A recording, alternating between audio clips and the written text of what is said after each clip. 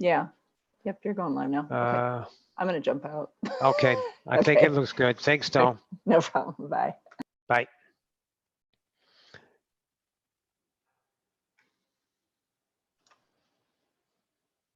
Live if it does go live. Yeah. I'm going to jump out. Okay. I think it looks good. Thanks, Dawn. No problem. Bye. Bye.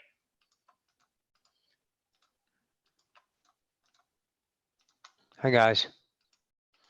Hey, Rox. So Hang on real quick. How can I, okay, I'm going to pin my video and that's good there. Let me look on YouTube. Hi, guys. Hey, Rox. So Hang on real quick. How can I, okay, I'm going to pin my video. All right, it should be. Okay, yep, I'm good to go now. You're in there. I can hear you. Go ahead and talk, Tammy. You're good. okay, so which one is behind? YouTube is behind. Yeah. Okay, good. So Yeah. So I all would right. listen to the Zoom room. All right. You know? I'm looking at the Zoom room and I've got YouTube right here. Yep. So I can see all the chats. Yep. Okay. So I'll just listen to you and then I'll know when the channel's done speaking and you'll tell me to read questions. Yeah, when Wow. times comes, yep. And you can turn your camera off so you don't have to be on screen. I don't think I am, right? Yeah, you are. I am on screen. Oh, yeah, Christ. when you Now, talk. how do I do that? Okay.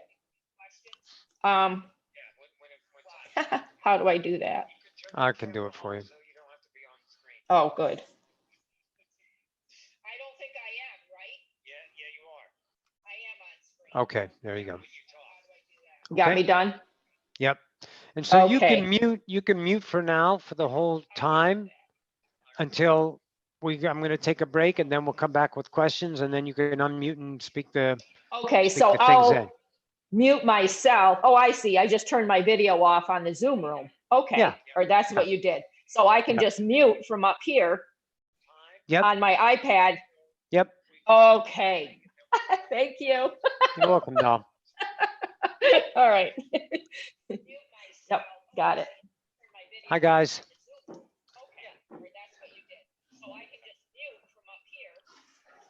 Tammy's hosting. Tammy's helping me out today, guys.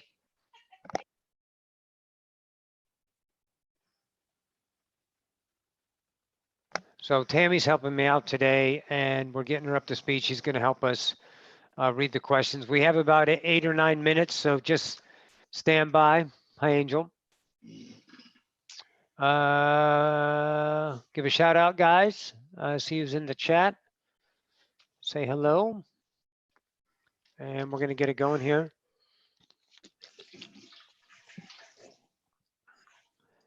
And what else we got? Let me see. Okay, so I got that. Good. We're live on YouTube. Coolio. We're gonna start in about 10 minutes. We'll kind of be hanging out here for a spell. Lucia, hi Roxy. Hi baby. Hi. So I'm gonna turn the camera off. We're gonna start in about 10. Hi baby. Much love. Hello. Language of Lights, hi. So give it about 5 more minutes and then we'll get on and get going. Say hello, everyone, and say hello to each other. Hang out a little bit. And we'll go. So I'm going to mute myself and turn off the camera for a couple of minutes and I'll be back.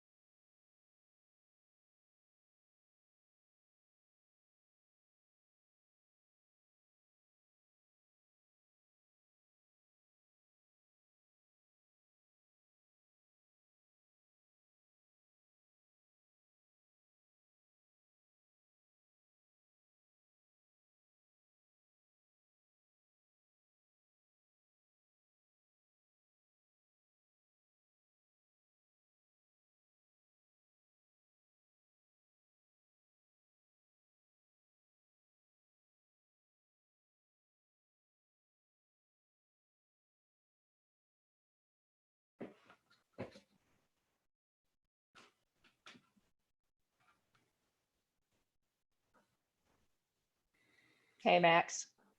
Hi. How are you? I'm good. Max.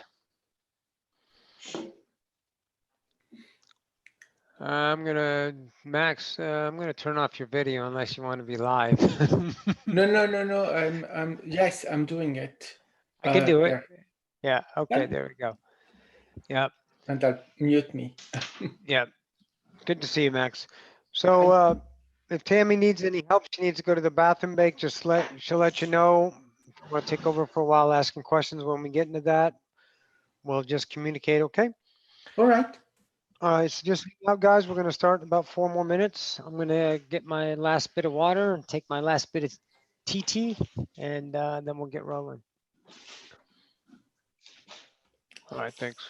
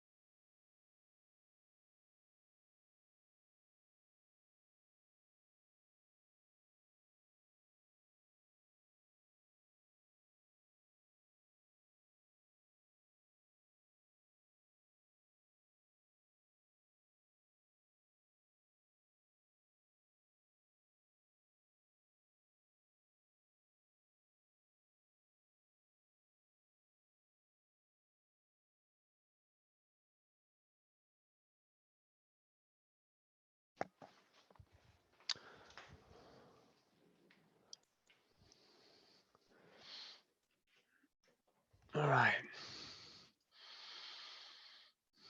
Hi, Helga. Hi, Kathleen. Hey, thanks for coming. Hilton, hello. Love to all. Howdy, rocks. The Ralph William podcast is in the house. What's up, Ralph? Good to see you. Thanks for joining in on this. All right, guys. I got Max and Tammy going to help out with the questions. Like as always, we're just going to bring in a channel. They're going to offer some stuff like they always do, and then we're just going to go from there. And when you type your question in, Tammy's going to grab your question. And in about, I would suppose usually they talk like 45 minutes to an hour. Then we just go ahead and we'll start answering the questions. I'll probably take a 5-minute break to go to the bathroom. I got a lot of water, get my water. My phone's off, right? And that's it. And we'll go from there. The questions, ask what you will. We'll get them all. Last time it took, we were on for 3 hours. Hi, Annette. Hi, Michael. Yeah, Michael. Hey, what's up, kiddo? Oh, that's, yeah, Michael. What's up, Alpha Mike? What up, Boo Bear? Hey, thanks for coming. Yeah, it's Alpha Mike. Alpha Mike's from Podbean and from a couple of the Ralph Williams show on Podbean. He's a great podder, and I listen to him every weekday morning, and he's joining in to give me support. And Alpha Mike's one of the listeners as well. Then we have great conversations, and they come in to check out Miss Roxanne. So shout out to them, and thank you for that. So anyway, so ask the questions. Tammy will field them, and we'll get to them. And for some reason, if the one gets skipped, or sometimes if it's the same question, you might get it answered by someone else because they're duplicate questions sometimes, but we'll get to them. And I think that's about it.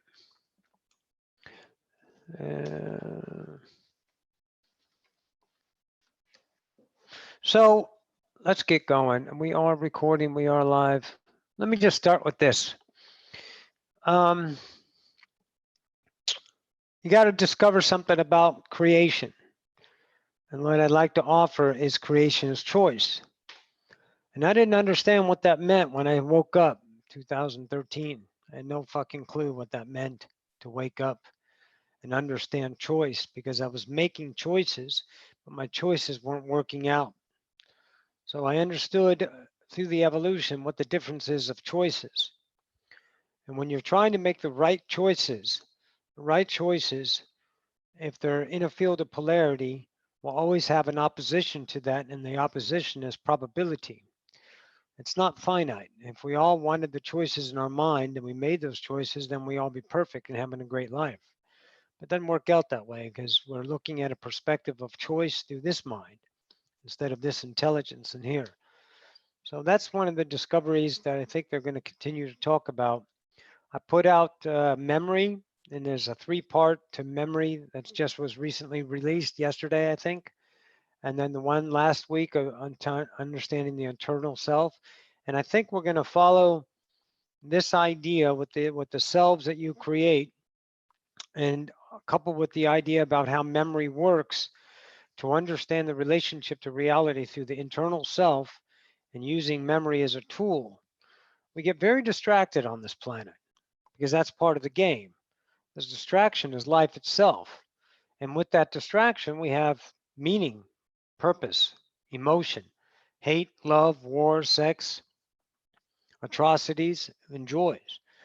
We are all masters of a human incarnation. We are all creating a self that knows not itself as a creator. And upon awakening, you have a realize of an entire new journey, the journey of realization, the journey of remembrance. And to use the tools of human are stepping stones, but never finites. The finite of yourself is never. You can never finish yourself. You can never finish an idea. You can do it in polarity, end and begin, because that's a timestamp. A time in and of itself is also created. So the way you choose your relationship with reality is how reality is created. And to understand your awakening to the human self, I don't think there's anything better you could have done ever on this planet as this incarnation, is to realize I am. And then the journey begins, and in a whole new way. You've already good. Every single one of you are great at human. You wake up every day, you got a body, and you live within the idea of the possibilities of a human collective. You're good at it. You suck, you hate, you love, you're great. You live every gambit of human emotion, and you live it every single day. Do you not see that? No matter how shitty your life has been and how great your life has been, have you not been the experiencer of the life? That shows you your absolute mastery of creation. You created a human, a self. And with that, you get to experience yourself as that. And that is just fantastic that we all, every single one of us, from the Mansons to the Hitlers, to the Mother Teresas, to the Gandhis. I don't give a flying fuck what you want to label it. That's your labeling. We're all gods, individual creators, understanding reality through a separation idea, despite the realm of reality squashing us with their limitations, their fears, their conformities, their divisions, their needs, their wants, their desire. Those things in self that reality speaks on a daily basis to reinforce your own inequities, your own deficiencies. That in and of itself is the game. That's the game. To realize that's why you came here, to experience and evolve a self from that point. So, a good fucking job. We all did it. We all chose to come here. There's about a bazillion candy asses up there that wouldn't dare take a human incarnation. You did. All of you did. This is the greatest species ever. And I know no other species the way I know human. And if it gets any better than this, well, then I'll change my point of view. But right now, this is the greatest space-time continuum I could have ever chosen, with the realization of that, of what I am, right? Priceless. So sell yourself short, beat yourself up, hate another, love another, divide yourself, rape, kill, suicide, doesn't matter, love, be a vegan, meditate all fucking day, do everything to your heart's content, follow that, and you will only find yourself in love with only one idea, you. There's no way you'll be able to love another. Loving another is a human perspective. It's what you give them in that idea of give and take through the human scope. But truly, you're falling in love with yourself to realize your own creative powers through choice, realization, mastery. So be that human to realize in no uncertain terms, you are not human. You are the creator of humanity. All right. So let's get busy, right? Let's bring in who's ever coming in. Again, thank you all for coming. This is Roxanne. It's channel time. Here we go. How's the lighting? Looks good. Who's coming? Okay, here we go.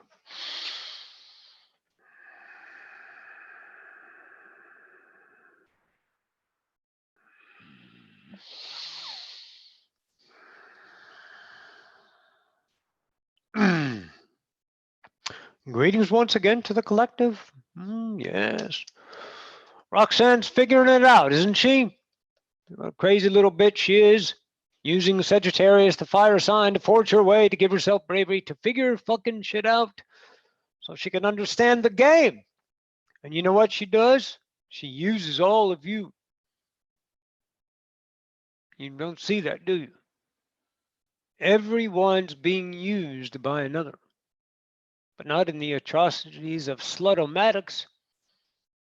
Not a fucking stud banging some woman out and saying, I fucking used her, man. Look at the size of my dick, buddy. Yeah. Not that fucking using. A use of honor of the law. Reflection. You get to know yourself through that you attract. You think it's there because it's not. It's wrong. Creation fucked up and gave you the wrong thing. I've been begging for the universe to answer my prayers. What the hell am I doing wrong? I've done everything. I'm eating right. I'm meditating. I'm saging the fucking shit out of everything. And God damn it, it isn't fucking working out. Okay, now we can get smart. Let's look at that. Let's look at the law. What you put out is what you get back. What the fuck does that mean? Well, let me tell you. It means attraction, vibration. You're going to get 1,000 reasons why shit's happening. You're going to get 1,000 idea conspiracy theories, and all of those are right. Every single one of them is correct. And your truth, your attraction. There's people out at sea, on a boat, self-sufficient for a year, have no idea this shit's going on. It's not in their world. Are they wrong that they don't have it? No. That's their world. Are you wrong? The way you see this idea? Is another wrong because they don't see it your way? You cry baby. You fucking flounder, spineless codfish that you need another to approve of you? What is this telling you? It's showing you something, masters. Attraction. Don't you get it? Everything in your reality comes because of vibration. There's nobody in charge. Nobody's in charge of the motherfucking creation. Can you imagine you, a slave? Who wants to be a slave? Oh, they try to sell you the story. Yeah, there's a big mighty God. My children. And you have to, okay. See, you get to do that. That's what you interpret, choose to believe. Let's look at the attraction. Again, separation, vibration. I am empty. I know not nothing. I see my mom. My mom is this culture. My father is this belief. My brother says this. My sister says this. My mom says this. My dad says this. My teachers, my authority, my employers, they all say these things. And I have to covet and believe and create a personality because I am a master. I'm creating a human self. And that which attracts to me is my now, my bubble of reality, my isness. And see, that's what you get to use. Now, if you are asleep, fast asleep, not awake, you're not here. Well, if you're here, you have an idea of attraction and you made a choice, didn't you? So what showed up in your reality is a potential. And remember, masters, what shows up in your reality is an unconditional vibration interpreted by this. See, that interpretation is what you choose to see about life. Right? Any vegans out there? When you see a meat eater, how do you see them? If they are viewed as a negative concept, the meat eater is not negative.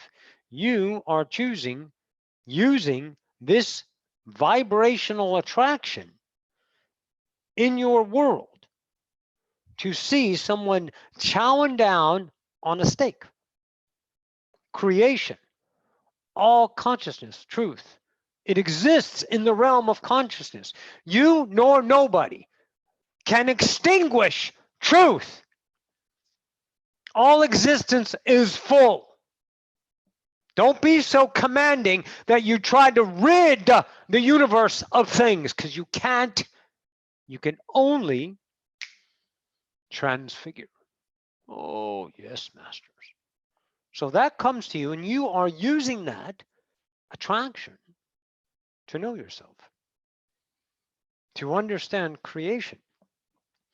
If you use the tools of the coveting personality you created, the one that is an emotional train wreck, the one that claims its victimization because they said this and it hurts, it does hurt. That's the experience of the human.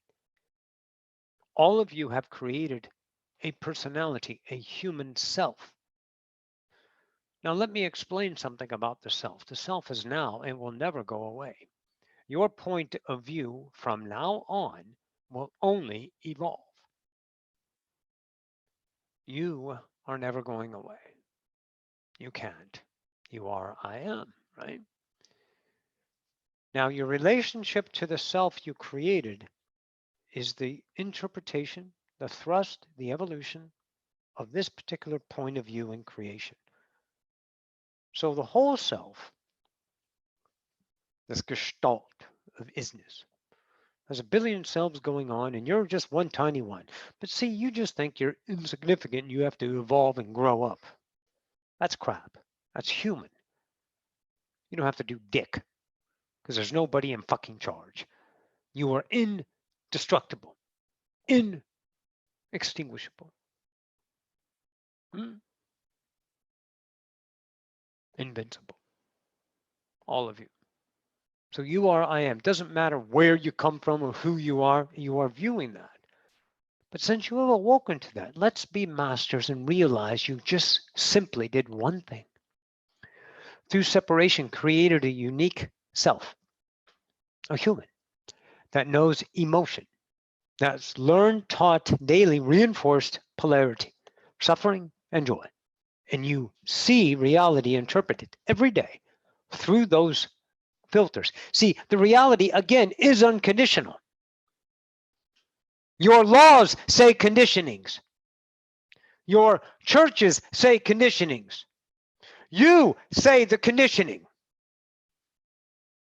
You are the choice of your experience, the growth of the internal self realized. And Roxanne is using all of you as you use everybody, everything, every now to know yourself. Know thine self. Right? You're getting to know you. Now, the recognition masters, is to realize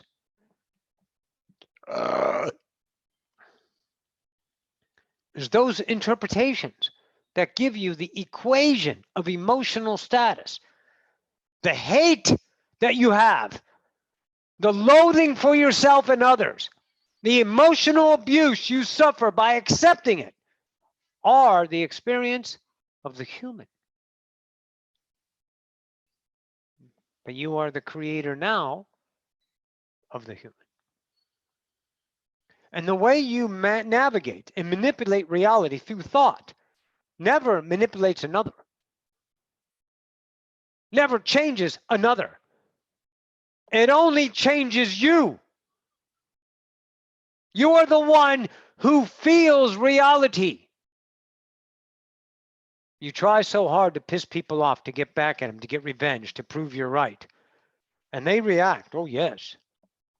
They react in kind of you. You're putting out energy. They're going to battle you. Put out your truth. Go out to the street and hold up a sign that is controversial, and I bet you get fucking attention. Right? Go ahead. Put kill Trump or MAGA. Go. Go. We'll wait and see if you get the counter to that. Don't you realize that creation will always give you, in polarity chosen, the opposition to experience polarity in its thrust?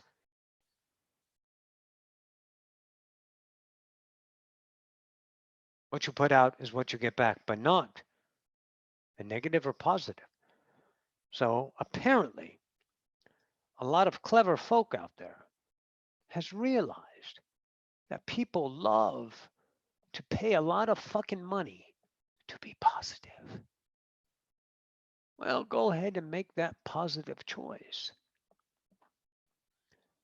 There's lots of classes to cleanse your fucking karma, to clean and rid you of other lives. Maybe you were a slut and you have 30 guys inside of you and you have to clean that negative energy. Or maybe you are here on a mission from another idea, civilization, to come down and create healing for the planet that is in peril. I'm wondering if that's your point of view, or is that what's happening as a truth outside of you? Well, let's look at it. I'm wondering if anyone has ever fucking disagreed with you. Well, holy fucking shit. How can someone disagree with my truth? Because it's not their fucking truth. It's yours. You create your reality through perception of choice. I choose to see you as negative. I choose to see you as positive. I choose to see you as ascending. I choose to allow you to be that what you are. And I choose not to play in your fucking dirty diaper field. Bah the fuck bye. And become isness once again. To see and use human creation to know yourself. You think anyone up here is getting mad at you because you're yelling and screaming at someone, or because you abuse someone? Down here, oh, they hate that fucking down here. Yeah, they got lots of laws and they have guilt. Oh, that's a good one. I'm wondering why you guys have gluttony. Let's talk about the 7 deadly sins for a second. Let's look at gluttony. I know who's representing greed. That one's not a stretch for any of you. It's a choice. See, that's the idea behind the 7 deadly sins. It wasn't a sin. It was an awareness. It was a road sign. So let's look at gluttony. If you are empty and you are gluttonous because you want to fill your pain with distraction, so you consume. Some of you consume what? Food. Some of you consume other people's ideas of guilt. You need them to pay attention to you and feel a certain way. A lot of you mothers out there trying to make your children like you. You want to protect them, don't you? Like you were protected by your mom that you loathed. But now, oh, you're right, Mom. I'm all grown up now. You were right all along. No, no one's right. No one's right. You're only right to you. Everyone else is their own right. No one's ever been wrong. Only the human is wrong. The human lives polarity. Can you see that? Can you see that these ideas that are being attracted to you are to evolve you? You guys are having criminal acts every day in your world. All of a sudden you wipe out the entire system with this idea, and it realizes in Miami, no murder since 1957. Because there's a different idea, so you can see. You attracted this whole thing so you can see you can be another way. But if you guys keep fucking taking the broomstick and breaking it off in everybody's ass to have them be you and unify the planet under one guise of positivity, well, you need a big fat bus to get back to fucked. Because that doesn't work. It's an internal job. It's the self-realized. It's I am. Look, I don't give a flying fuck if you go out and try to create all the vegan ideas and positive ideas and kill all the meat eaters and take all the ideas of the economy and do and change your money, all that stuff. Hey man, go thrust it, man. That's it. That's what you get to do. I'm not can't and will never judge you for your isness. We offer light, not a way, your way. Your way is light. It's not defined. It's to realize that you have choice. Enlighteners allow people to see their own self and make a choice through this self instead of the democracy of the polarity self that solicits emotion, and you go, no, I can't do that because I'll get in trouble. Or no, that's wrong. He needs to die for that. Because he wronged that person. And I'm the savior. So I'm going to vote to kill him. Stay separated, masters. It's okay. Don't worry, you'll die too. And then the next generation will be birthed, and the next, and the next. And in 2,000 years, you guys are going to get off your sweet Homo sapien asses and become Homo galacticus. It's already happened. But we're not here for the species. Do you think you're here for the species when you are the species?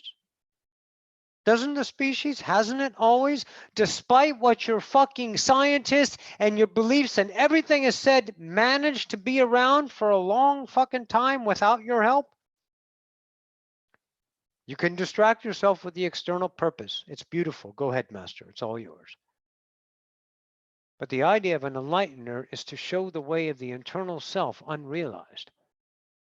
And now that you might, maybe, just maybe, I don't know, see your choices within your gestalt to either be the emotion, the energy of the emotional human self that validates the self of polarity because it was taught to be polarized because it was born as a forgotten human.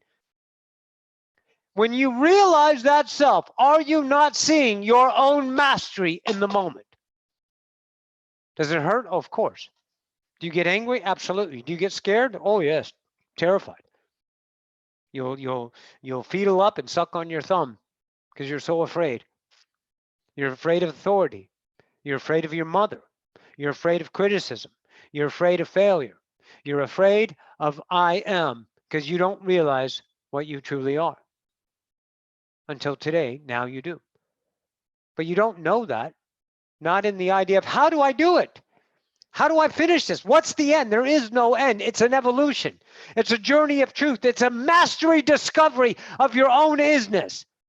If this was easy, everyone would have done it and we would have sent it 1 billion fucking years ago. Do you realize how long you guys have been out this? A long time. Billions and billions of timelines all collapsed into the isness of these. The final splitting Earths, 3D Earth, to finish out the human collective, 4D Earth, to birth a new Galacticus. And we're talking density, not dimension. Dimension's fifth dimension. You guys call it 5D, whatever. Schematics. I see, I am. But you know what I don't do? I don't look at myself. I don't judge myself. I don't talk and realize myself. See, because I look out at the isness attracted, and I am playing in the pool of consciousness that is my understanding of myself forever. In the idea of separation, you have the point of view of I am and I am not.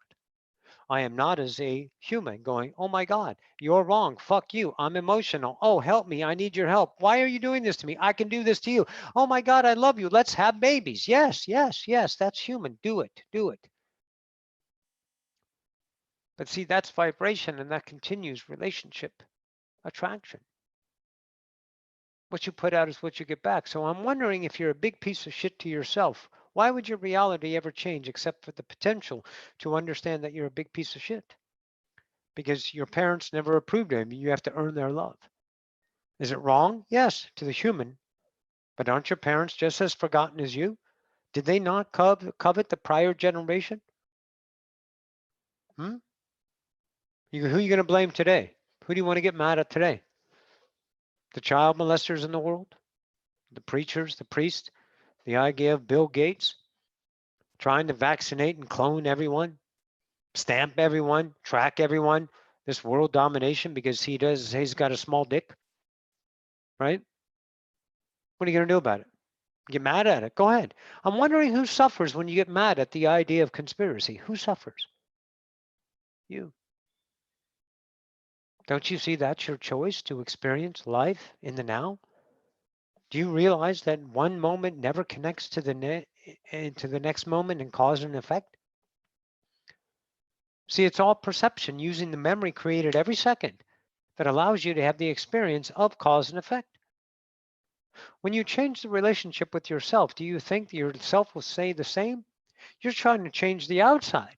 You're trying to change things. You're making action with goals in time, with effort to change your life. And pretty much it's the same life. Oh, you might get a new house again, as Roxy says. You might move to a new state. You might get a new wife, a new girlfriend, new kids, but you still feel the same fucking misery up and down all the time, avoiding misery and going after happiness, which you can never succeed. And as soon as you get 1 ounce of happiness, you'll fucking destroy it because you don't deserve it, because you don't understand you're worth the own fucking skin that you're born into. And not only are you worth it, but you created it. And no one gives you things. Let's look at that. The universe didn't decide to give you anything. You attracted it. That's why it's there. You use creation to know yourself and understand yourself in the idea of the observation. I just birthed a human. I can see my human. My human self is telling me that's wrong. And now I'm going to look at that person that says, you know what? That's wrong. You shouldn't use the human collective as sheep. You shouldn't do that. But I understand. See, you have a set of belief systems. Maybe you were born into the idea. Maybe your last name is Rockefeller. Maybe you inherited some money. And of course, you were taught from a little child to keep doing the same things as your generation because it gives you a life of prestige and comfort. And the world is a scary place. And it's really shitty to be poor and homeless and cold. And oh my God, any of you fuckers out there been hungry? Oh, hunger sucks, doesn't it? Wow. But isn't that mastery? I'm wondering. I'm wondering if the realization of your own existence can never be extinguished. And the only thing you've ever done is experience your choices. But unbeknownst to you, you didn't know, had no fucking clue, zero, that you were not the human. Every day you thought you were human until you woke up. So what does that mean? You're special? That you're awake? That you diversify and separate yourself from the idea of the non-awake and just create another boundary? Get out of outside, guys. Get back into the internal self and go to work on yourself. When you change this worthiness by making the choices that say I am instead of I am not, which are blatantly obvious, how do you know? When this choice up here has emotion to it, that's the one you stay the fuck away from. This one is slipstream. This one is Osiphus land. It's the effortless God, the slipstream of the now, The eternal self being realized with the choices of I am. Oh, sure, you're going to have the reaction of the ego. The ego's going, what the fuck are you doing? That's wrong. Can't do that. No, no, no, no, no, don't do that. No, wait. If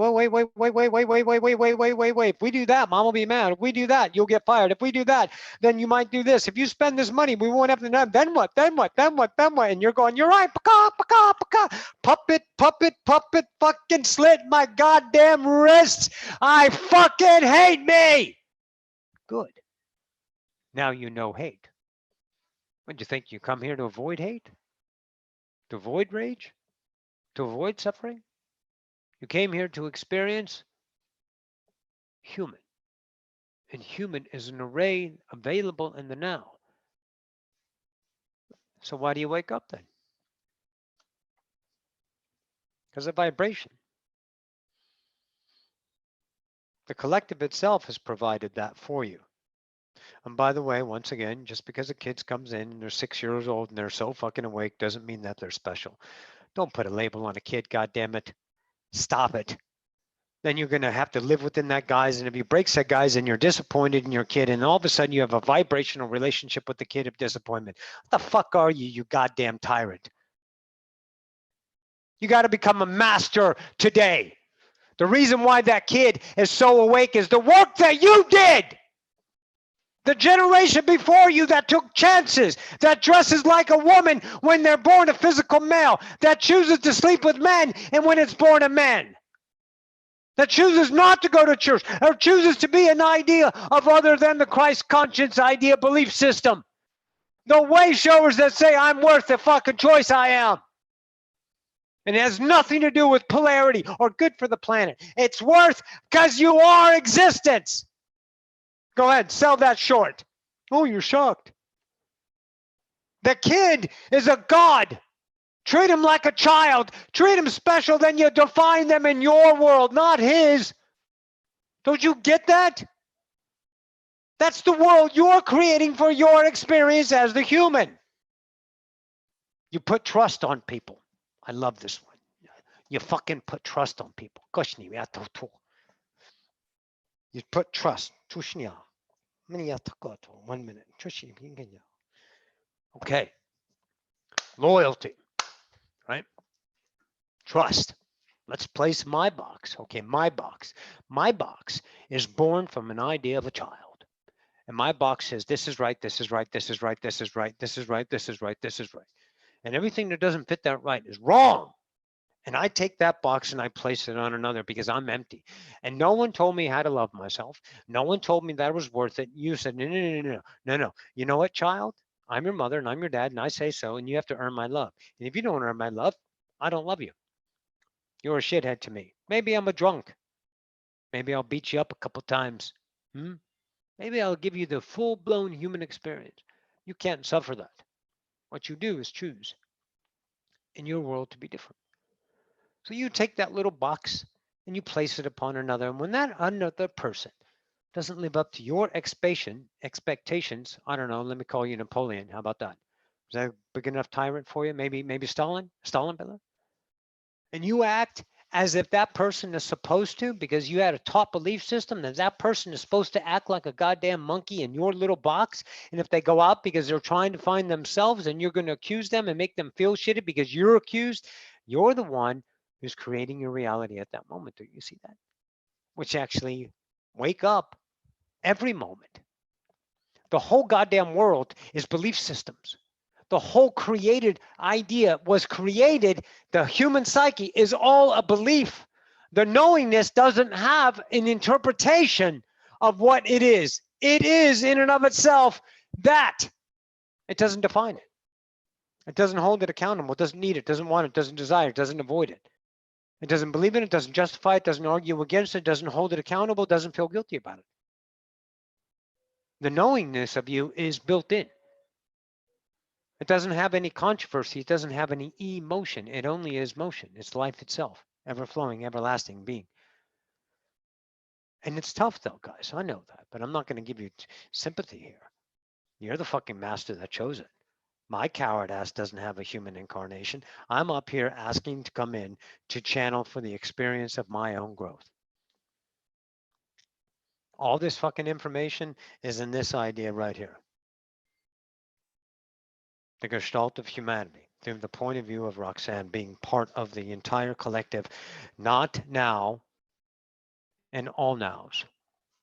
So anything and everything human you have access to, as well as Roxanne. Don't you see this as a playground of consciousness to evolve the self that will continue forever knowing itself? And when you transfigure out of the idea of the human collective, will you not be the human as well as more than the human? It's a part of you. You can never go away from the human experience. It's not a death sentence, it's a life sentence. Write the fucking story, masters. Realize this attraction.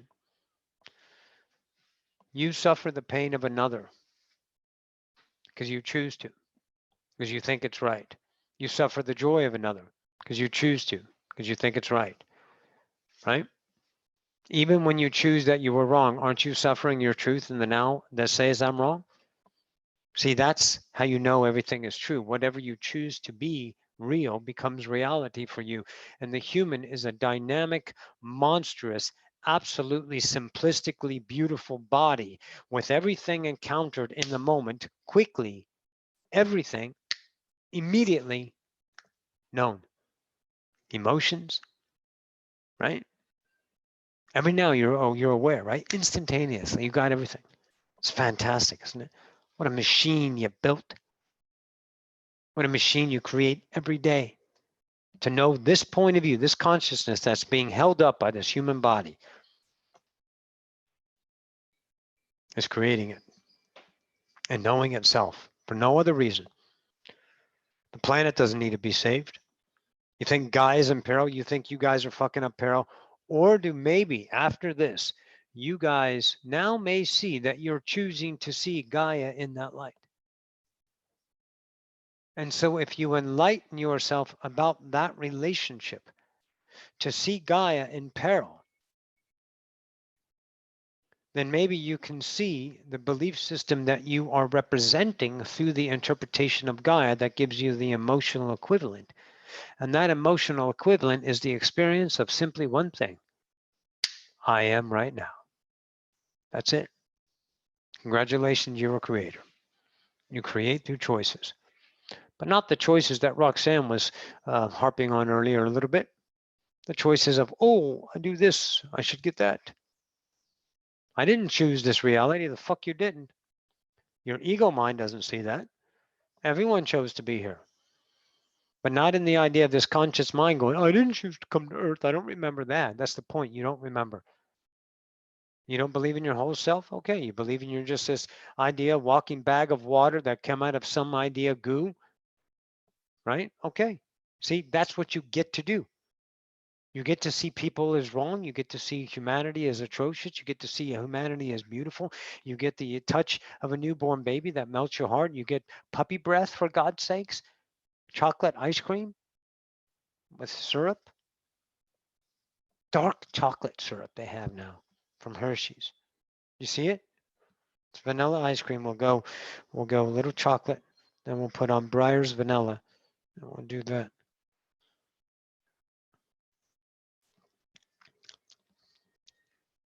Don't tell.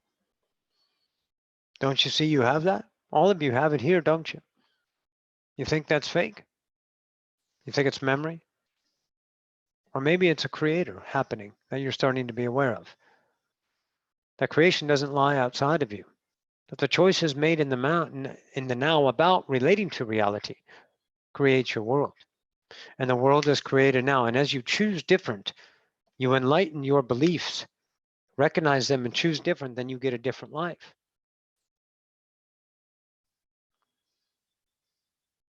People see you different. They start treating you differently because you're a different person.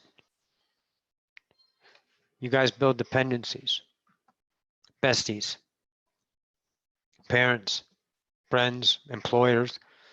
You build relationships and those have value to them. So the emotional content is already present. One night stands, not so much. Maybe you feel a little bit. But maybe, you go back and they do call and you start to build a relationship. Then you start to value that idea. And those values are built externally as drug dependencies, as needs. You guys depend on your victimization. Do you realize that? You have to be a victim. Some people have to have problems. Some people need you to feel guilty. And if you accept that guilt, that is your guilt that you accept. What is there to fear? That which your mind sells you. Can you see now that you do create your reality through the choice of the way you see the world? And if you now, today, can recognize that belief system and not bring up the past anymore, forget about what you were, what you happened, start to fall in love with you. How do you do that? By saying yes to I am. How do I know? You don't. You fucking make a choice in the now without hesitation and go fuck up life so you can see that every now you will never go away from your own life. You only get to know it. You're creating a self. Don't you see that?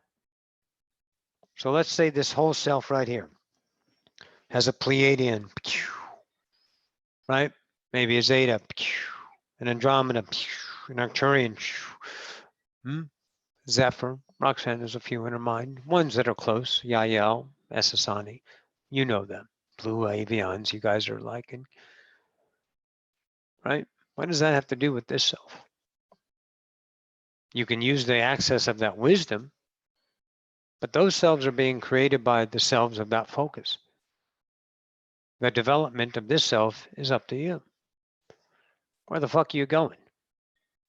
Haven't you been here every day? Every time you wake up, you're still here. I'm wondering why. Well, because it's what you love. You love being human because you're masters. You are here because you have chosen to evolve yourself this way, not because of something. There's no reason and reasonality in creation save the human perspective that gives you the reasons and reasonality of the occurrence of reality. And then you will live those realities through the choice of your own truth. And your truth is changeable. See, when it's known, you don't know it anymore. There's no need to. That's called transfiguration, transcendence in its whole. If you understood yourself as a bubble, Roxanne has this, she gives with her students. Everything in the blue little sphere is your world and it's now. If it's not in there, don't worry about it. It has nothing to do with you. Either it's unknowable or known. If it's known, why do you need to do it? Why do you need to fuck around with it again? Why do you need to take what's at the edge of your knowing, transfigured, and bring it back in? Because you got to have a victimization problem. You want everyone to know how you've been wrong, or you want to prove that you're right and another person is wrong so you can feel their pain because you don't know how to love yourself. So you need them to suffer and acknowledge their suffering by saying, oh, you're right. You're so right. Wow, golly gee willikers. You're so right, man. And then you go and masturbate all over yourself because you have no other way except to cause other pain. Narcissistic fucking husbands and wives out there abusing because no one taught them to love themselves. But you don't worry about those people not in your fucking world unless you want to suffer those worlds, the distractions. What about I am? What about the human development? What about being a mastery of your own reasons? And look at those reasons as not permanent or finite or the idea of scripture.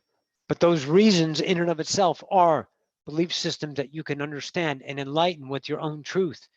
Transcend them, transfigure them, become a new person, a new isness, a new I am.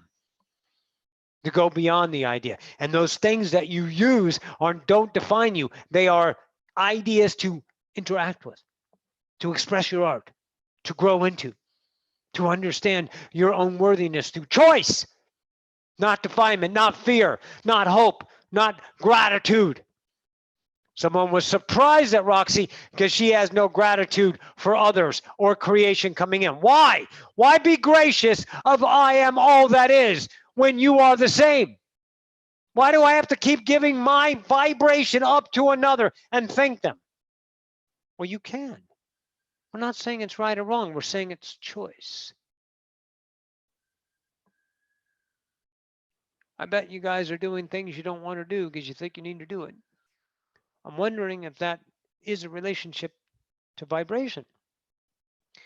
And I bet if you get up and your mind sells you a story on an algorithm routine that you need to do to make yourself a better person, I'm wondering if that's vibration.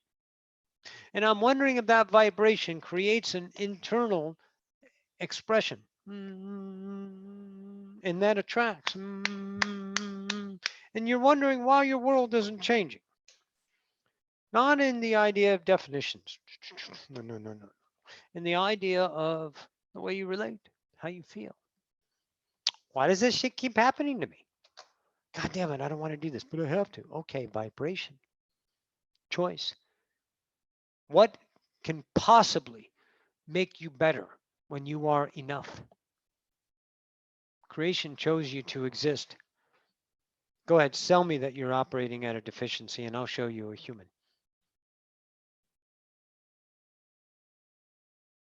Sell me the story that you have to earn your stripes back to your own godship when you are I am. And I'll show you a human. Roxanne is a speaker. There is no doubt. She is an enlightener. There is no doubt. But enlighteners do not have a way. They do not ever need or shall ever solicit followers. She creates masters.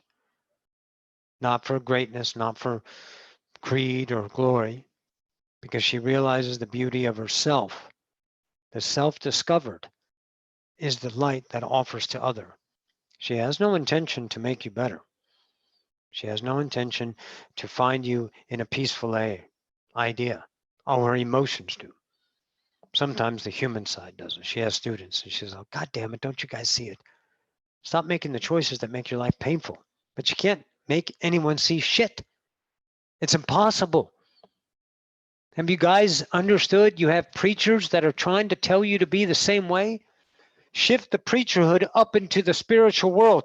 Aren't they telling you how to be, how to act? And when you are doing something they don't like, they criticize you saying that's not positive or that's not this, that's this. And you are listening to the divine mean and you're jumping from one hoop to the next trying to figure out how to fit in.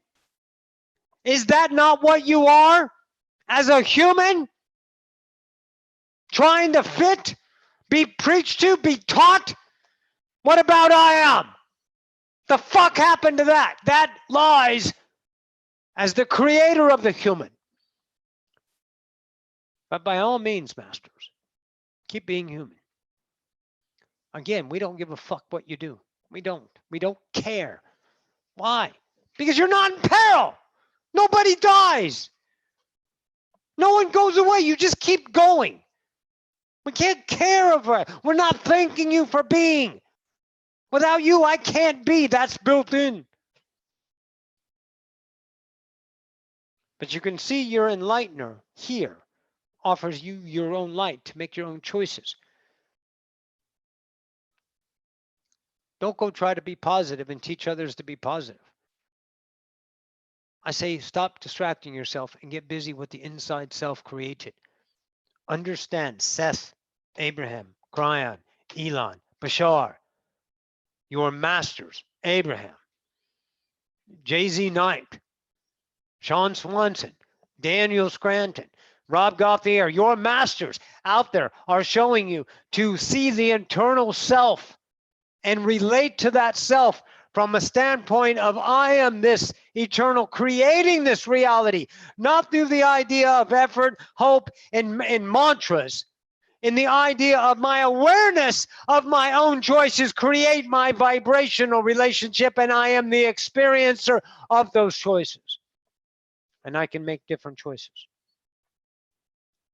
Of course you can, because you are now enlightened to the self-realized.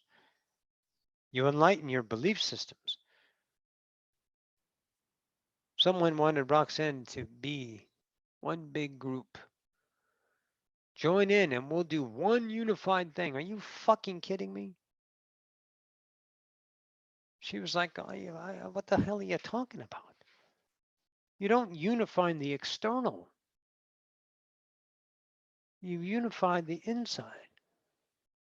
The separated self is now unified with the whole self, and the human is now an expression of an entire new species.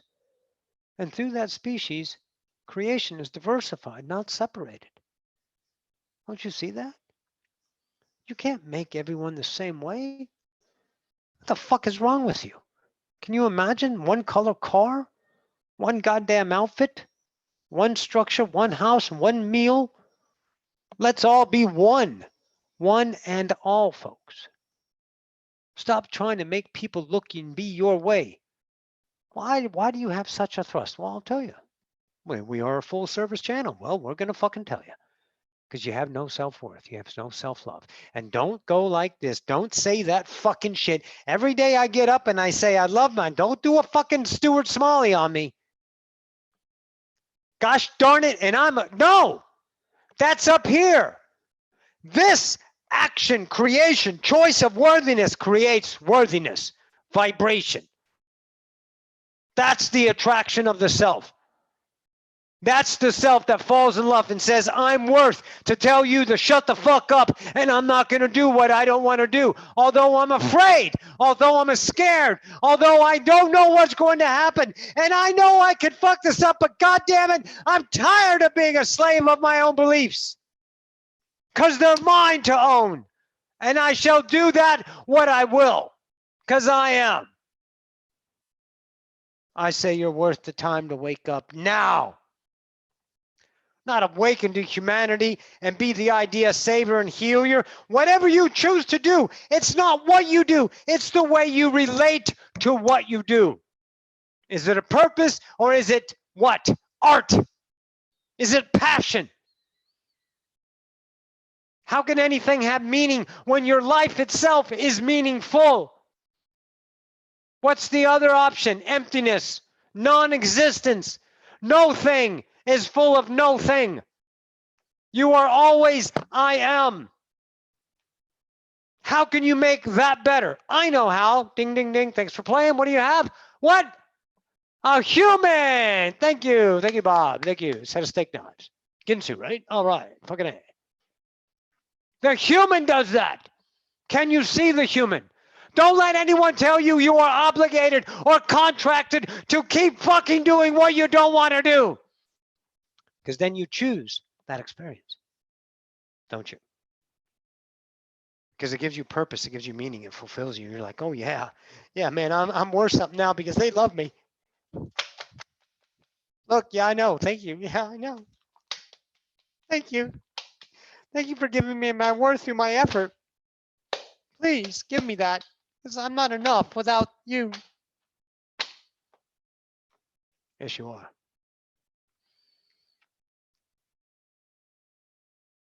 Parents, don't hold your kids accountable. Leave them the fuck alone. Let them fuck up life. Let them suffer. Let them be the goddamn human they came here to be. Don't confine them, because you just confine yourself. You'll never see the fucking colors that they offer. No matter if they're polarized or not is irrelevant. Those are your masteries to ascend. The way you react and interact with your children.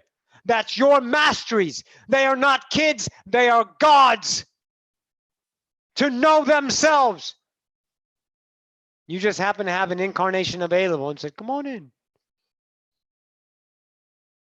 But you can do that though, all of you. Understand that, please. Understand you can do what the fuck you want. And if your thrust is to have a purpose to save the planet, then become the next Christ conscious. Do it. If your purpose is to the idea of raising your children in a motherly fashion, then do that in your way. If your purpose is to be a human and eradicate all negativity from the earth, then do that to the best of your ability. And you will experience one thing with all choices, your truth. That's what you will get. You'll get the truth of you chosen. Every truth, every now, every choice is what you are. And that is a continuation of transfiguration. Whether you see that or not is irrelevant.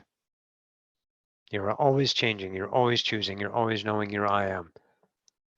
No matter what you suffer, no matter what you do, no matter how great or fail you are, have you not evolved a brand new self that lives in time as a human incarnation?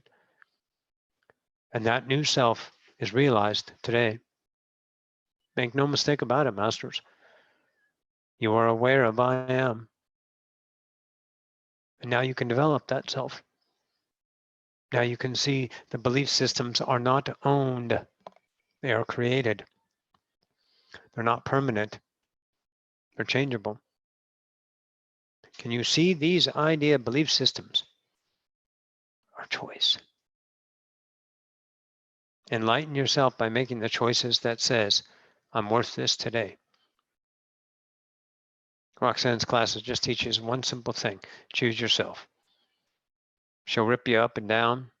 She'll piss you off. You'll hate her. But she'll show you that it's you that is hating. It is you that is crying. It is you that is guilty. It is you that is suffering. It is you that is joyful. One last thing before we get out of here and Roxy goes TT. So let's talk about what the self experiences beyond emotion.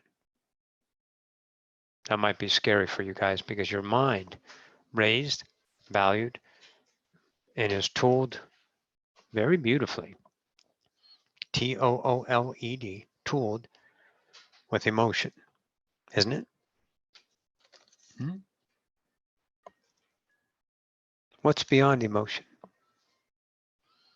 See, it's a state of being of alive, movement of motion, but never defined as emotion. It's a constant flow. Feels like you got to slow it down, though. You can't handle it, doesn't it? Already the mind's trying to figure what that means. Feels empty from the mind's perspective because it's never experienced motion. It knows and equivocates? Sure. Equivocates all interpreted reality now to a defined emotion. Remember that thing? One man's trash is another man's treasure? Oh, that's horrible. That's not so bad. 2 points of view, 2 experiences, 2 chosen idea interpretations, those beliefs. See, the emotion is how you feel about life, but I'm wondering if you can feel life without emotion. That's beyond polarity. And if I have the means and the thrust to say that as a valid idea, because all truths are truth in the now, then it exists. There's a state of relationship to reality that is beyond emotion. It is the motion of life. It is now. It is current. And it is constant change. And you don't need to handle it, manage it, figure it out, avoid it. You don't need to make it better, deplete it. You don't need to do anything about it because it is what you are naturally. You can choose not to be human. You can choose to create a human. And when you understand that relationship of yourself to the creator, then as the creator, and then understanding the relationship to create a human, well, then what are you? Well, you're home. Oh, yeah. Okay. Let's take a break. I'm going to get out of here, bring Miss Foxy Roxy back, get her a little water, and then we'll take some Q's and some A's. Seems like we got an array here. Got some fairies over here. Looks like we got Cupid and Achilles over there. So bring your questions. But I would offer you an idea. Don't make the question to where you're trying to solicit a perfect answer. Don't make a question trying to make someone else what you're trying to see. Stop it. Just ask the fucking question, raw, nasty, and open. And the quality of the information will be unfiltered, and you will be the recipient of unfiltered vibration. And then the vibration comes at you, and the filters are yours to own and transcend. We bid you a good day. Hey guys. Hey, look at that. Right about an hour. Awesome. So let's take about 5 minutes or so, and then we'll get into a little bit of Q&A. I'm going to turn my camera off for a spell, and I think that's it. I'm going to go to the bathroom, get a little water, turn this off so you don't have to hear me. We'll be back. Give me 5 minutes, okay? I love you guys.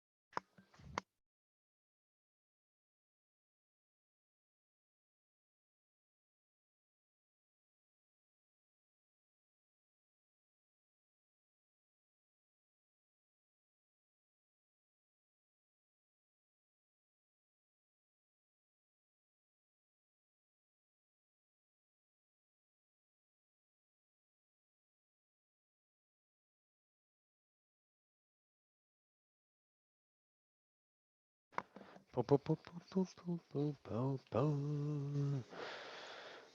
Ah. Bum, bum, bum, bum, bum. Hey guys. Do,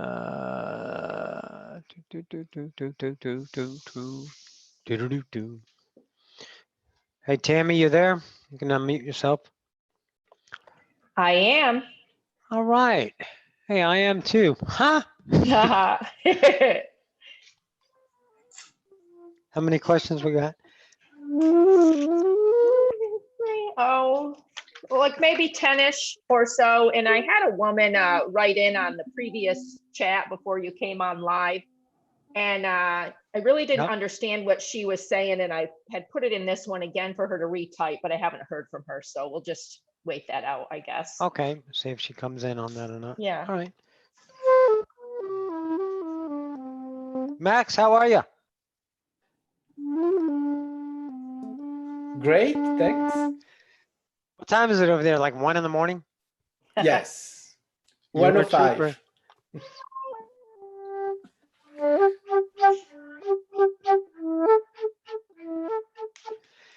Thanks for coming in with us. All right, well, we are going to do Q&A time now, guys. Appreciate y'all coming in. You know, the one thing you got to remember, you know, I'm human too still. I'm working on me. And I'm using you guys to do that. So I, lack of a better word of thinking, or keep coming and let me bounce off of you to understand myself. Because without consciousness, reflecting, how the hell do I know me? So yeah, every channeling, everything. Anyways, thanks for what you do. Hey, Tammy, let's start with number one. It's Q&A time, guys. Sure. We are ready. Let's go. Let me get into, all right, I got it here. Good. What do we got? Who was speaking from what time and what dimension? Well, at this point, and that's a great question, because I used to have different ideas of singularities. So Cepheus, everyone knows Sly. I had Buford, he's a fairy, he's here. A couple of different humans in different timelines. But the fantastic thing is now all of them have changed because I have changed. So whatever was, wasn't. So in the now, if we're talking now without validating time, in the now, this cat that just came in is a portion of my side, one of my selves. And I don't mean a particular singularity, but the self of a gestalt created. It's a personality. It's a part of a persona of a created gestalt of my whole self that peers in and allows me. It's more me, Roxanne, than any particular entity. And they're not in a particular space or time. They're just now with us. And that would got me confused at times because I wanted a little bit more finite. So I wanted specific. Cepheus is very specific. But lately, as of late, I just get these parts of me. I had someone tell me that what I do, you know, Odyssey of Ascension, channeling, the speaker thing, is exactly what my personality is, my persona though, not my human side, what I am. And there's nothing, you couldn't give me anything more to do or different to do. I could never not be this in this now. That's how true it was for me to discover that. And that's the self that I bring out that has this ability to teach me how to speak, teach me, show me the ways that I am, that I let through, that I let out without thinking about that self. So I can evolve Roxanne into more of a self evolving, more of a grabbing onto the isness of that self. So in the finite terms, it's just a part of me that decides to come through. That I don't really decide it to come through. I just attract it. When I channel, I don't, you know, unless there's someone having a session and they want to speak to someone, yeah, of course. But in these idea moments, there's no predestination. There's no syllabus. There's no way to do it. We just go. And then that's the attraction of the moment. And remember what he said is I'm here to understand me. And I use the reflection of the mirror consciousness to understand myself. So when this moment tells me to be this, I let this out. And this self gave me new insight to me.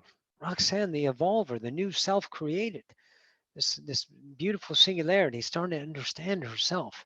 It's like, holy shit, So I get up and I remember some of the channeling and the way they presented and some of the things they said that questioned my own understanding of reality and allowed me to enlighten my human side so I can go beyond that human and understand it through acceptance, but not try to define it or figure it out through the appetites of my memory to try to stick it in a box and make it right. So this self was an attracted self that's part of the gestalt of Roxanne, the whole, to give her the thrust of what it is to be a speaker so I can get better at speaking, because there's nothing more than I love. Put me in front of a crowd and I'll command the crowd for hours because I have it. I know it. But the crowd's going to be the attracted crowd that's going to be there for themselves, and that crowd is there for me. So the moment's always perfect, and how I perceive that is my own evolution. And this question itself is masterful. Outstanding. Go ahead, Tammy. What's next? I'm an award-winning scriptwriter and do stunts for a well-known director who's Do asked stunts? for Stunts? stunts. Yes, that's what he wrote. Brave. Thank you for doing stunts. Yes, for a well-known director who's asking for, yet seems reluctant to read my scripts. Why? What has to take place before my scripts are sold? How about this? Okay, let's look at this. Let's look at vibration. This is a great fucking question, kid. All right, listen up. Now, see, this is where I get to speak, Roxanne. So what I've noticed about Odyssey of Ascension, I have to be subjective here, okay, experiential. I don't promote Odyssey of Ascension. I don't go out and try to make myself better. I don't do that. I just channel. And when I have a video to share, I share it on Odyssey of Ascension and it goes out from there. It gets shared with the groups, right? And people share it and stuff. I don't solicit that. What I discovered, Master, is to put out my light. And your scripts are your light. But if you're looking at your script as a piece of work that is in need, then the relationship with that script is lack. So creation gives you the meaning to see that script in lack, because you are viewing that script as not being sold. So therefore, what you put out is what you get back. So you will continue to see that idea script as not sold the longer you expect it to be sold. So here's what I say to you, Master. I say this. I had to move the screen because I saw myself on the YouTube. This is what I say. You've done your work, put it the fuck down and walk the fuck away and go about your nows. When it comes back, that's when you focus on it. But don't keep looking at it. Why? You can't control the world. The only reason why you're saying why is because you're empty right now and you haven't been fulfilled with the dependency of a script being sold to a well-known director that you're a stunt writer for. I would have to say that you're enough. You sound like Ruben Langdon to me, a perfect idea, a stunt guy that has his own scripts, and whether it's you or not, and I don't know if he's trying to sell them or not, but Ruben is this guy that his worthiness has grown because he went out and put on extra dimensions. And he let it be what it's going to be. He just put out his work. He didn't try to make it the best work and get other people to see. He just did it. So you did it. Your love did it. It's written. It's a script. It's enough. But if your relationship with that product of creation becomes a defined relationship of emptiness, then what do you think creation is going to attract? It's not punishing you. Why is a kid in the toy aisle? You know, Mom, why can't I get the toy? Mom, why? And then you're gonna cry.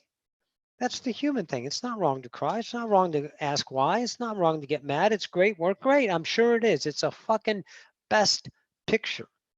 It's an academy. I know it is. Is there a part for Keanu Reeves in there? Because I love that man. So this script of yours is enough. My channeling is enough. My cooking for my funny little honey Tommy G, my boyfriend, is enough. I don't have to try. That's where worthiness comes in. You express the nature of yourself. And when you discover something about the nature of that thing, right, that you can evolve, not through effort. Oh, fuck, it's not selling. Let me make my red pen. Give me the red pencil. Let me. And then it's nothing like it was because you've dumbed it down for societal needs and demands of expectations that you're trying to fulfill. And you're going to left wanting because you never were your own I am. People attracted me because I'm being me, not because I'm soliciting for them. Like the Ralph Williams podcast show. I get on the Ralph Williams podcast on Podbean is because I like the way he speaks. I like what he talks about. I was attracted to that and I stay and I listen to it because it's authentic. You guys watch shows because in that matching now, it's authentic. But when it becomes an idea of a lack, a need, a must, a desire, a escapism, then the vibration has changed and you stay within the fluidity of that lack. So if you have scripts that you know command the idea of your worth, then put them down and let them do what they're going to do. It's like you plant a seed, right? Go plant a tree and then every day go out there and cheer the tree on. Come on, tree. Let's go, tree. And drown the motherfucker in water, right? Do that. You're going to squash it. You're going to kill it. You're going to fucking be an annoying clanging symbol in the back of the fucking tree's mind. The tree knows itself in the beginning as its life and its fruition. It knows itself already in the now as its own transfiguration. But you're managing it because you don't understand creation doesn't work out of effort. Effort works out of effort. Luck, coincidence. One of the greatest movies of all time was supposed to be a failure. But the guy believed in it. He knew it was a winner. And despite everything that he went through to do it, we have that movie today. And I revere that movie every time I watch it and I own it. And I've watched it, I don't know, 40, 45 times, 50 times. I can quote the whole fucking movie. That movie is Jaws. One of my favorite movies. Scared the living crap out of me when I watched it at a drive-thru. That's how old I am. What that guy put out was just absolutely stunning to me. It was so authentic. There were so many problems, excuses, all that shit, but he stayed steady in the now to say, this is worth it. He didn't scream, he didn't holler, he just kept on filming. You keep on writing, master. You keep on stunting. You allow creation to show up. If your life hasn't worked by your managing it, let's stop managing life and allow life to be attracted to you. Spiders don't go out and hunt. Some do. But the ones that spin their own web, they just sit there and wait, read a book, check the weather out. And then all of a sudden, when they need that now, they get a little signal and something's blown into their web without effort. They scurry along, do their business, wrap it up, and enjoy.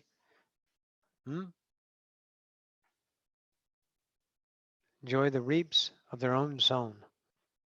You've already sown it. Leave it alone. Let it cultivate. Let it marinate. You deserve to trust that you are a creator and that which of vibration.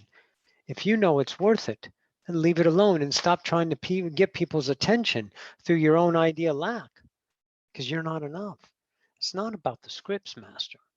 It's about you. You have to trust that you're enough, that you're worth your own penmanship. And until then, you're going to keep in the same life. Make a different choice. That's what their channel was talking about. You choose to interpret a reality and say, you know what? I don't need to know why. I don't need to cry like a 2-year-old. I can grow the fuck up now. I don't have to be in the, well, you did that to me. They did that. Yeah, but I'm going to do it back to you. You're like 12 years old. Humans are. It's not just you. But that's the human inside of you that you have to see today, right now, master. And say, you know what? My work is enough. And don't worry about it. Don't worry. Creation will take care of you. Everything has always been there for you. You've never been without. No, you may have felt, and if I didn't do this and this, you'd have no idea how creation works if you've been managing it. You know how human works. That's what you know. But if you want to understand creation, then you got to go of the human and trust the now and allow creation to do that what you will. And in the moment when you feel the action of purpose, put it down.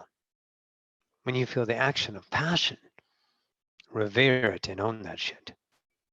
Go ahead, Tammy, you're up. Thanks, man. Good question. Is allowing emotion to play out the quickest way to unearth belief, or is I it don't- possible, Go or is ahead. it possible to change beliefs in the moment completely without first acknowledging and transforming old limiting beliefs?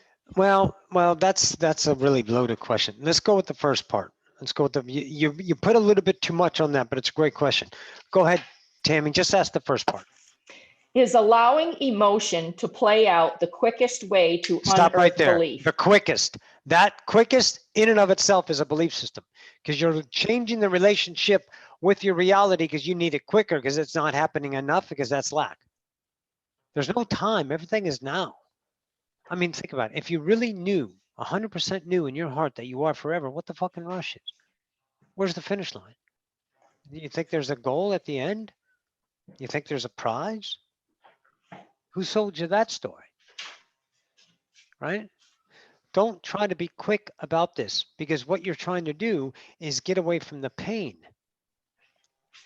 Get away from the fear. Make yourself feel better every day without the effort.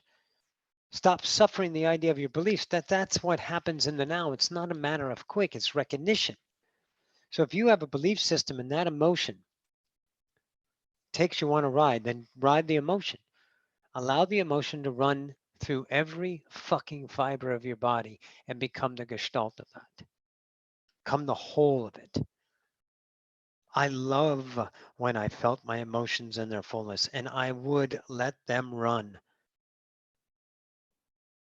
Yell, scream, holler, get mad, break things, the whole thing. But all while I'm observing myself. I fucking yelled at a couple of people. It's like, God damn it, I fucking hate you right now. You're the dick here. It's you. It's your fucking fault. You know that? But it's really not your fault. It's my fault. It's not my fault. What the fuck is it then? And the guy's looking at me like I'm fucking nuts. It's like, hey, stick with me, okay? Let's just be a master. I want to blame you, and I'm getting mad at myself for blaming you because I should know better, because my society said, oh, fuck, oh, it's my fucking belief. I'm recognizing my reaction to you because you're being a dick. You're still a dick, there ain't no doubt. But it's my belief that sees you that you're a dick. Wow, look at that. Okay. Hey, thanks, man. Appreciate that. Thanks for letting me get mad with you. Rock and roll with that. Goodbye.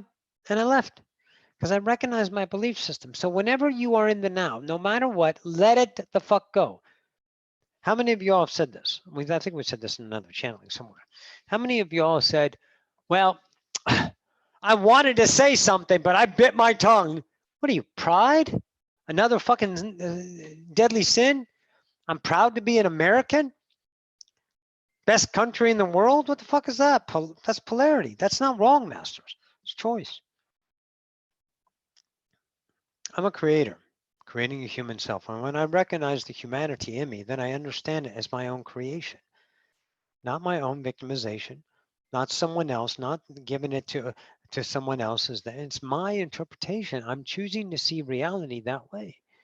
So when you see a belief system, you accept it as your own creation. Here's my human. I'm accepting that into my vibrational whole. I am whole. This is not, right? This is conditioned. Accept it. It vibrates back into peace. It doesn't happen overnight. It took me about 30 fucking rage fucking screaming ideas because I was such a victim, because I wasn't treated right, because I'm a goddamn non-passable transgender to the world and I should be aborted. Just like humans just keep killing each other because they don't like what fits. So we'll take our guns to the protest and threaten the governor because she's trying to protect the people, right? Let's have guns. See, that's human. That's not right or wrong. See, it's my relationship to that. And if I understand my emotional reaction, then I'm seeing my belief system and I'm choosing different to understand that allowance in another. Like this guy was being an asswipe. So I allowed him, you can be an asswipe. I see you as that. And I'm suffering the emotion because I want to fix you because you shouldn't be that way. But wait a minute, you're not broken and neither am I. This is the diversity of creation happening. And I'm recognizing my belief because you chosen your truth to be that. And I interpret you as an emotion that shows me my belief. Okay, we both got a chance to evolve. I'm going to choose to evolve, do what the fuck you want. So I use creation to see me, to understand me, the self that forgot, that was a believer of a Christ and revered and feared godly things because my parents were Greek Orthodox or Methodist or whatever the fuck was the fad of the week, you know, and gave up that and lived that, and that wasn't it. I took a chance. I was like, no, this doesn't work for me. I disappointed 1,000 people. I had friends that won't talk to me, and it hurt because of my emotions, because of my beliefs, because of my needs, because of my dependencies. So when you see that emotion, that triggering belief system in the moment that upsets you, how can you not revere that or love you set in your ways, recognized to be upset?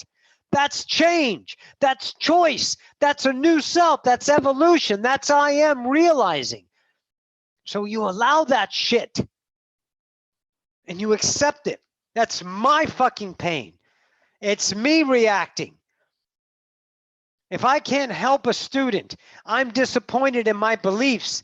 That's me disappointed in my ability to teach because I can't get them to see their own beauty. I didn't fail them. I failed myself. They're gods. And I love them for what they are, but I cannot make them see I am because I am and they are. So that's why you get busy with yourself and you understand creation is there for you to know yourself, master. And that mastery is your own. It is subjective. This is a subjective fucking universe. You reflect back that what is yours and how you interpret it is your experience, and that is that forever. One day we will leave polarity and will not suffer the emotions of polarity, but the suffering in and of itself is the mastery of your own evolution. And I'm not really sure, Tammy, about the second half. Tell me the second half, because I don't know if it's relevant now. Is it possible to change beliefs in the moment completely without first acknowledging and transforming old limiting beliefs? All of that is a distraction mind trying to figure out, handle a thing out of the history. Just know that in the now, when you have an emotional reaction to the interpretation of the reality, you are facing right now, dead nut center, a conditioned reality of your own making. Because reality in and of itself is conditioned. Here, let me explain why. Let me do this again so we can have it on tape. Okay? Let's put creation in a box. Let's put creation itself as limited. So if this is creation and its standard is conditioning, then every single little dot that fills creation would have investigated every corner. We can't go beyond the boundaries of the conditioning of someone in charge. We have to work within the framework. Since we're unconditional, there is no boundary. That's why everyone has this unconditional truth. See, there's someone that asked me a question about free will. It's like, if we all have free will, then why am I a victim to other self? This is not you're a victim. You're saying you're a victim because of the consequence you felt for that action that you interpreted as an emotion that gives you the experience of being a victim. Isn't that an unconditional reality? Yeah. It's a reality that's unconditional that allow you to create out of that unconditional reality a conditioned state of awareness. So your free will is to choose different how to feel about that. To let that person that is doing something to you, to allow them and accept them for their truth, but it doesn't have to be your truth anymore. And that's a different choice on how to see that. You're going to attach to it emotionally and blame them. And you will vibrate that truth, which will attract that truth. And you'll stay within the framework of that vibrational state of awareness. But if you let go of that truth and say, oh, it's me that says you did it to me, I'm playing the victim, I'm accepting my belief system. Although I don't want to play with you anymore because you're a dick, I understand that you're just being yourself. So good the fuck bye and turn away, turn the other cheek, right? And choose a different reality. But accept that reaction of you as your own change to choose different, that which you recognize is no longer you. It's not you in pain. No one's pain. You think creation is painful? You think this unconditional reality has emotion out there as a standard, has fear out there as a standard, has positivity out there as a standard? These are all human things, guys. This is the world we work within. And when you awaken to that world, then you can see the internal self realize and start taking a chance through every series of now to understand the evolution of you. Humans want it all now. Oh, what's the final answer? Make it all go away. How do I do this? How do I do this? How do I do this? Your whole life has been teaching you how, but no one's doing. We're always trying to be more than what we are now. You're enough. All right, next question, Tammy. Roxy teaches me to follow my truth by guiding Yes. myself through my feelings. But for Yes. me, it's very tricky to defer the feelings versus my mind. Any Yes. advice? Yes, that's the fucking mastery. I say, and to my students, take a chance on yourself. Otherwise, you'll never know the other side of it. Even the biggest, giant, most gargantuan fucking wall of fear is facing you. You don't have to do it right away. Say, you know what? This is too much. I can't do it today. Maybe another day. And turn away and relieve yourself. That's okay. Don't beat yourself up. You didn't fail yourself. That's the ego. Right? It's the turncoat ego. Say, oh, you could have done that. So you know what? But today, though, today I'm ready. Today I'm ready to follow my heart and not my fears. My mind says to do this, but today I'm going to do this. Today I deserve I am. I'm going to take a chance to really discover I'm a God that's not in a book, that's not out there represented by a course, that's not out there represented by an authority figure. I'm going to go ahead and find God within. Where is this kingdom? Where is this I am? And that choice, it's an effortless choice. The effort is the fear. It's the consequence. It's the emotional interpretation that your ego is selling you. Oh, you can't do that. One of my students, and I know she's in the chat, has a new version of her mother because she started to choose herself despite her fears. She took a chance on herself and all of a sudden she discovered, holy fucking shit, I am. And that built, and it doesn't mean it's over. It means you continue. You're creating an entire new self, guys. Just like you create a Pleiadian or an Andromedan or whatever they were saying, any of those selves, you're creating a human. But the human doesn't remain a human. The human evolves. You have human within the gestalt of you, neatly tucked away in your social memory complex, your soul, as some people call it.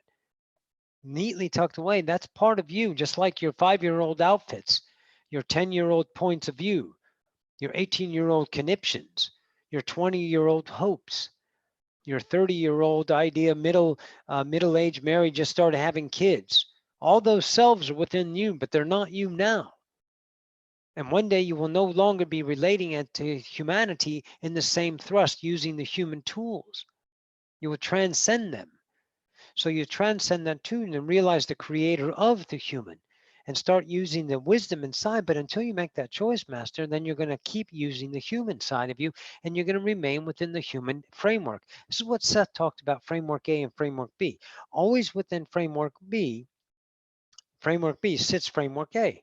Framework B is the potential. So you already know by your words, the question in and of itself reveals to you, you do have choice. I can't make it easier. That's not my mastery. But I know one fucking thing. If you chose to come on this planet, you ain't no goddamn spineless codfish. You're a master of evolving species. Not one, thousands. There's no inexperienced here. There's only masters on this planet. So understand you have that within you. And until you choose that, then you will be the human experience, which in and of itself evolves the human. So there's no failure. You're evolving a human collective. But now your realization is to evolve the self, the new human, into a entire new species. Leaving Homo sapien into Homo divinicus as an idea. And you don't even need to choose the Homo divinicus. You don't have to do anything.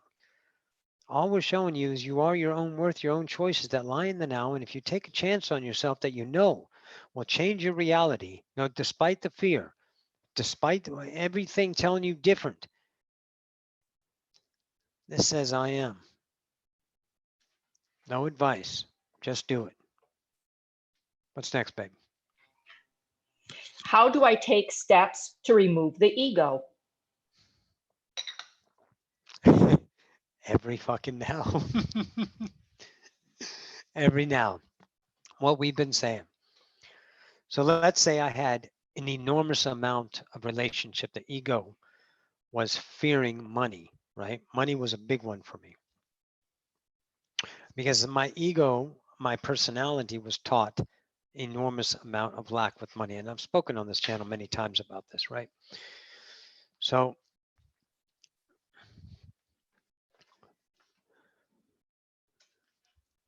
I had a relationship with money that I didn't deserve it. So that was my ego telling me that. And I would do everything I can to get money, to work hard and earn it. And that's when I can have it. But as soon as I got it, I didn't deserve it because my ego told me that. So the first thing I had to do was to recognize I'm afraid of money, I'm afraid of lack, and I don't deserve it. So that's the thing I do. And whenever in the moment I was supposed to make the ego choice, I made the different choice. The deconstruction of the ego is everything. In this reality, see, now look at, this is just one particular reality. I am not the right reality. I am not the right way. I'm a way. And what I've discovered, and I'm offering through the attraction, you guys coming in and watching this, whether it's now or on video later, this now is an attraction potential. Doesn't mean this is scripture, gospel, or anything like that. This is not the way. Don't ever, Alan Watts said it too, don't ever let anyone sell you a story on becoming better, because that's crap. You're enough. So what I'm offering you is what I've discovered is this is a deconstruction of a personality. You don't deplete it. You don't extinguish it from existence. You just stop using it. You're dismantling that idea kingdom and creating the kingdom of yours. You were built a castle, right?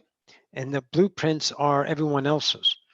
So it doesn't quite fit, right? It's a kind of fucked up looking castle because you use your moms, your teachers, your dads, your friends, any parental figure, grandparents, societal to build this structure, and it's on shifting sands. That's why it's so fucking crazy. That's why life is chaotic, because you're always trying to maintain your house, right?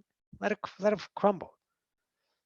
That's the deconstruction, but it's very difficult because you have such value in those ideas. So in my deconstruction, I made the choice that scared me the most every time. I allowed the nows, even despite my ideas of everything I taught. I had to be a truth in myself in the moment that showed me the relationship. It wasn't the definition. It wasn't the definition of what I was doing or not doing. It was the relationship of that action that told me the truth of myself. The evolutionary part, which deconstructed the value of that emotion, that belief system with the money. I realized I had to go through I deserve money to where money is just now. It's a part of reality. I will never be rich and I will never be poor. I'll be now about my relationship with money, but I can't define myself as either one of those, because if I do, I vibrate that reality, right? Some people say, oh, you shouldn't charge for my work. Okay, enjoy your world that I shouldn't charge. See, this is my world and I'll choose that. And those idea offerings, I don't accept as scripture. It's like, okay, cool. You're right, I shouldn't in your world, but in my world, I'm going to charge for sessions. But people say, why don't you charge for Patreon? Why don't you charge for YouTube? Put some ads on there. Why? See, that's not my truth. It doesn't resonate with me. So that was my relationship with that idea. And that was about money. If my truth was like, hey, yeah, you're right, I should, then I would do it. But my mind said, oh yeah, more money, then you can have, and need, and then you'll be, and all this thing that told me this is all crap. You know? My abundance comes through people sending me stuff, donating, sessions, classes, you know? But I had to be okay first to accept that I was worth it, that this passion right here was worth abundance. And the abundance comes in many forms, but guess what, folks? We still work with money. And until that value goes away and the human collective no longer values that exchange, then I'm going to use that as it is transfiguration in the moment, not in time. I'm not going to manage it in time. I'm going to do it now, whatever the truth is. Make sense? So that belief system that you're encountering that is an egoic structure is full acceptance of that I suck about money. I hate money. I wish it was gone. Everything about the truth of it, I spoke out and understood from a subjective point of view that that's my ego, and to deconstruct that, I had to choose different. The blame for my mom and dad. How can you love my brother more than me? Because he's successful, because he has the family, because he's a normal kid. And here's Roxanne, some fucking abortion. I had to accept that was my belief system, and then so I deconstructed that in order to have. So now I stopped the action, Master, to try to get them to love me. I'm enough. But I had to do that through a series of now, and I've been at this since 2013. And I've torn myself down and built myself back up 1,000 times. And I'll keep doing it until there's a natural me that doesn't have a command of emotion anymore. It just is. And I don't know when or how or when I'll get there or any of that. I just be the best I am in the now. I live now. I tell my students I don't have time for anything because I'm now. Isn't that amazing? I have no time for anything. Everything that I am comes to me and I investigate it.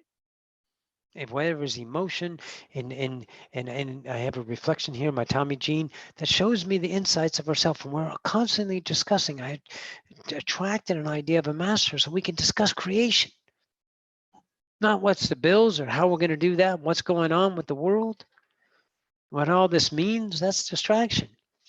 Pop on a YouTube, play my flute, cook a dinner, make love, go to sleep. Live my life in the now.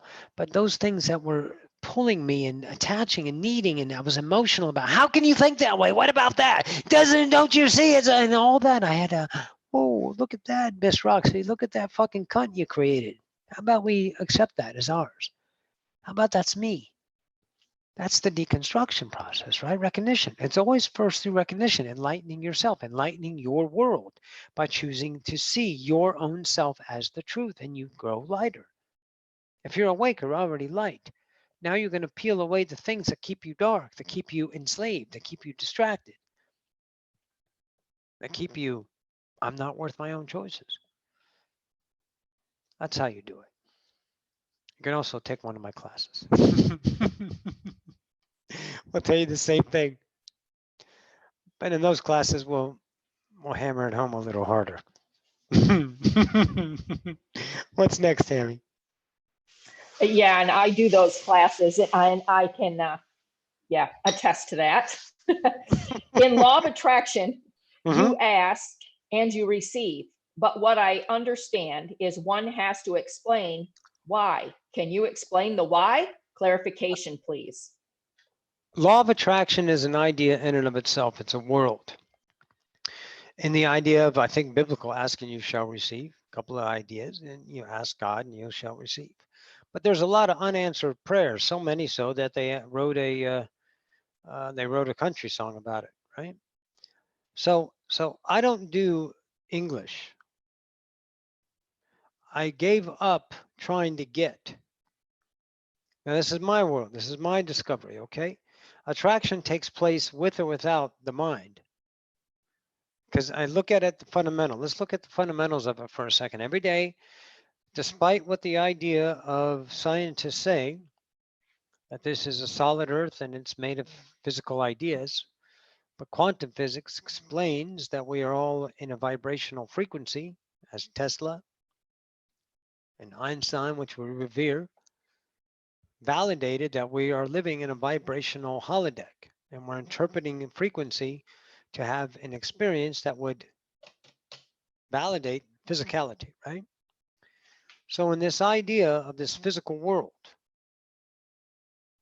my mind is a part of the physicality expression, and that expression is birthed out of polarity in and of itself through the reckoning of I am not.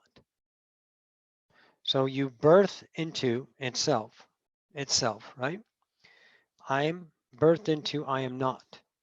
I have no feeling, no remembrance. I'm empty. Out of that emptiness, I covet, C-O-V-E-T.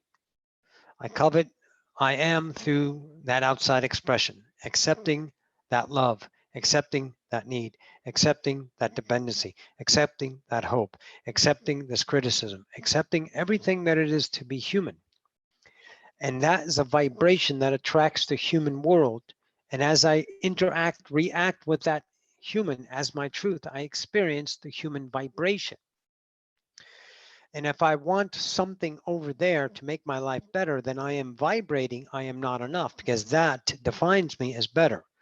So my vibration is truly lack. Now you can still get that. Oh, you can get that. You can get it through effort, through plan, through goal. The human creature, the human idea creature is an absolute extraordinary accomplishing ideas. We've created so much beautiful in the world. I mean, there's just so many cool fucking things in this world. Marching bands, college football, computers, mugs, tea, coffee. We create so many fantastic things and we can get access to those things, right?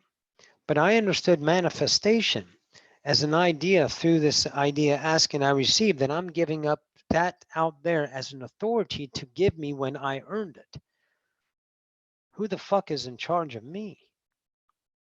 Some God? Some being? One or all are one. There's no difference. We're all now. We didn't start then and we won't end then. There's no end to anything. There's only transfiguration. So I realized if I'm putting my attraction up to asking someone else, and when do I deserve it? And I have to act in that deservation in order to achieve that hope, then I will take my nows and distract myself with effort to make that happen in a lightning of quickenment, to fulfill my emptiness with the idea of an external valid source that's going to give me my hope through time, and then finally give me that what I need as an expression of perceived happiness that lies in the realms of time. Or I can go ahead and allow and use what's in my now to create my reality. Now I have a fantastic world, but it took me right now 7 years to build by letting go of this. I discovered that creation doesn't speak English, it speaks vibration. Achilles taught me that. He did this 3-part series in Sylvester classes. Fantastic fucking creator. Told me everything about vibration.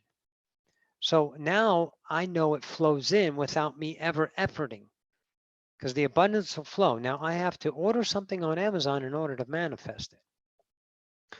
But it shows up in my reality as a potential.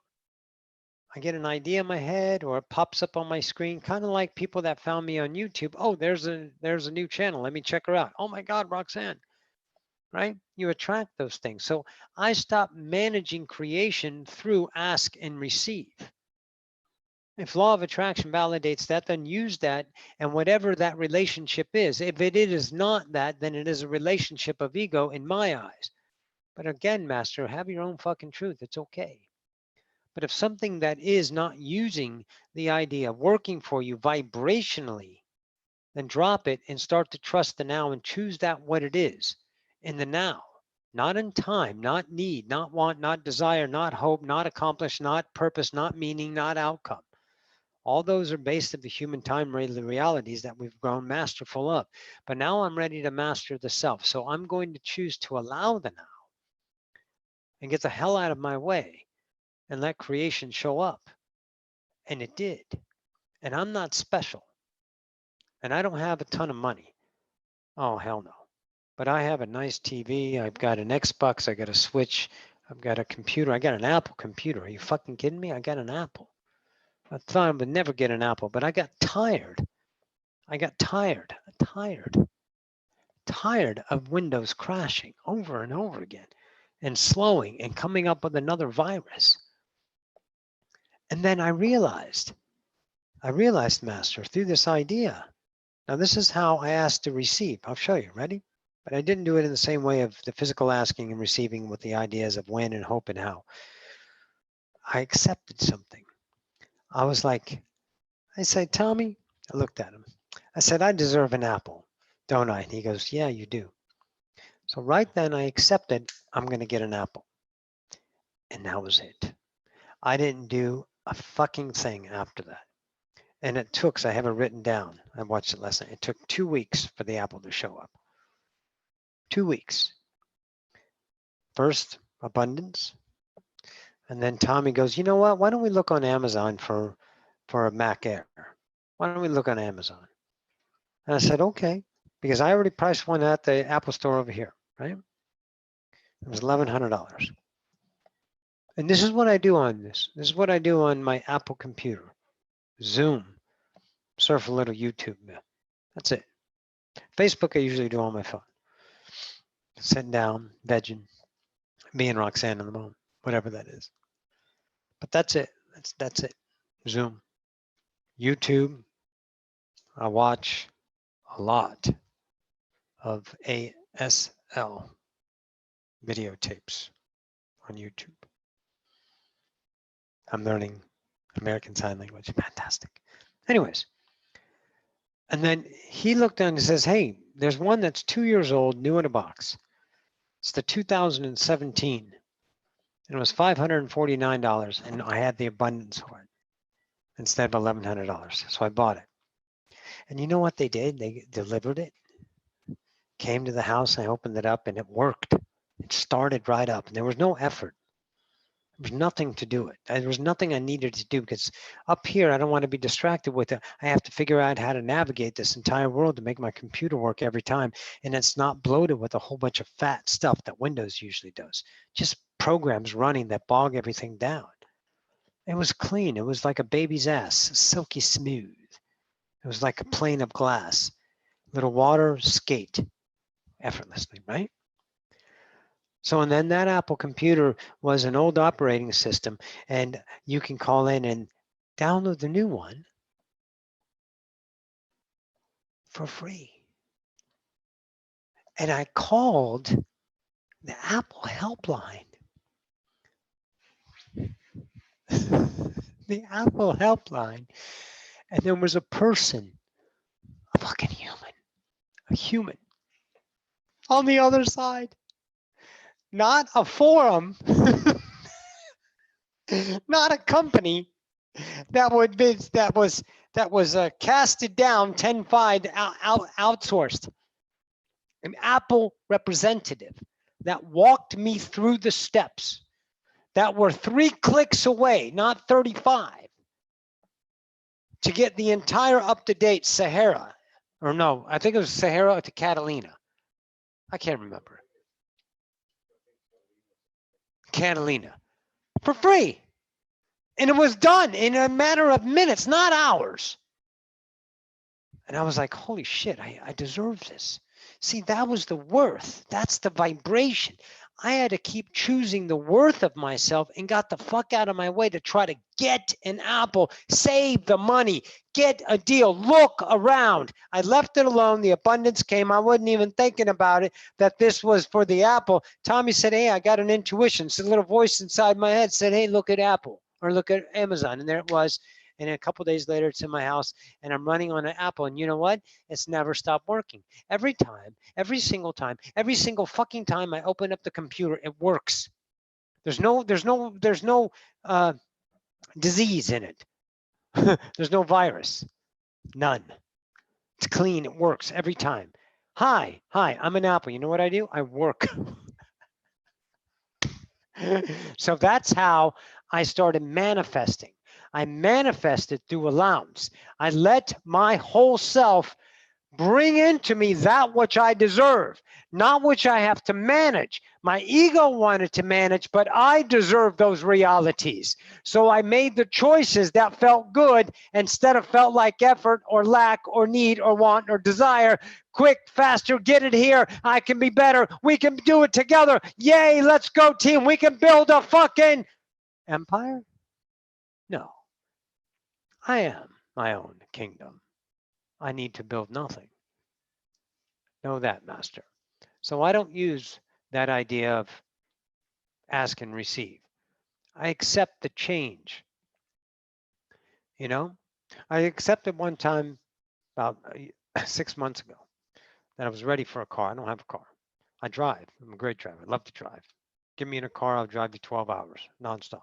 Well, but you know, I love driving. I love the interaction of driving. Not today. A lot of people don't like to drive today. That's why Uber showed up, right? People didn't like to drive anymore. So hey, guess what? As a collective, we created Uber.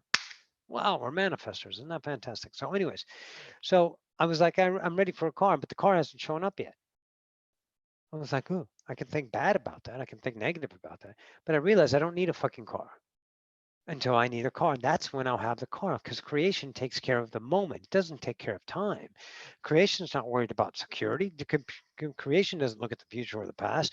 Creation is now law 2. I am is law 1. Existence 2 is here and now. So this is where I live and this is where I interact. Right now, even the smallest little things creates vibration of worth, which attracts your world. Hope doesn't attract. For fuck's sakes, look at all the hope in the world, right? What about prayers? Why are we still killing each other? Why do we still do, well, why do we have all the pain? It's your choice, man. It's your choice in the now. Allow the now, accept your own worth, to choose that you are afraid of. To choose yourself in the moment and watch your entire world start to change. But it takes time. So here's what you have. All of you have something that you may forget you have at your disposal every day. Patience. A lot of you don't choose to use patience.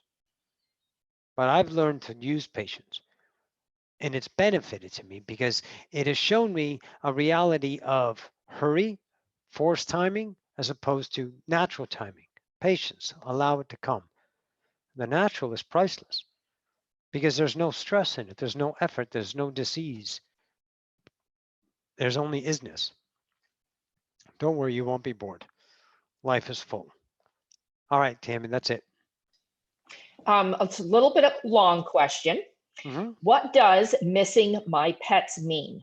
I lost a dear dog and a dear puppy at different times years ago, but still hurts when I don't know where they are.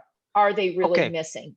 See, there you go. You are viewing the dog as lost because they're not in reality. Then you have the emotional experience of that point of view. The dog is a creator. So if the creator created an experience in the world that co-created with you as an incarnation called the dog, it's the same as an ant, a butterfly, a dolphin, a whale, a tree. Everything is conscious. Everything is alive. There's nothing dead. There's nothing innate. Every ounce of creation is knowing itself, how big or how small. Everything is I am, right? So the expression of the dog and all the parts of the dog, knowing the dog itself and the dog itself that was the dog, is transfigured. Whether it's back or here or back there, you're using the human of missing because the dog was a dependency because you love the dog. Well, the dog loved you too, but you don't know if you loved it enough or didn't love it enough. So you have a relationship with that dog that gives you the suffering of always missing the dog because you don't know where the dog is. Well, ask the dog. You can do that. You can ask a channel or a psychic. Well, the dog's fine. It's in doggy heaven. Whatever the answer, it's never going to be enough because you're not going to know it. See, you can't get a knowing through another. You have to accept it in yourself to a know. And then you'll transfigure that and then it'll become another reality. But the dog is passed on in the physical reality, but the dog doesn't end. The dog evolves. Most dogs go to be humans next. Cats, who the fuck knows? But dogs, through the understanding of some evolutionary input I've taken from the Arcturians, dogs' next step is usually humans because they understand the emotions of the human. They're learning the grounds of humanity. So they like to evolve into a human as a next incarnation, the part of that is the dog. But you remember, guys, the dog isn't way down here and then there's stepping. That's all human putting itself in measurement, which is just crap. Don't put yourself lower, dogs high, lower or something higher. That's Darwinism. That's science. They only know measurement. So if you use the world as measured, then you will suffer the measuring. which is not right or wrong. It's choice. So when your dog dies, know the dog is transfigured. And the experience of the dog was you knowing yourself better and the dog knowing himself better. So that's where you can see the dog, but you choose how to see it. But I can't give you an answer that's going to deplete your pain. You have to accept the dog as what the dog is in the now to you and understand that relationship of that belief that gives you the suffering. And then accept that suffering in and of itself, and then understand that you can transit to see the dog differently. Because the dog, like you, never end. It only transfigures.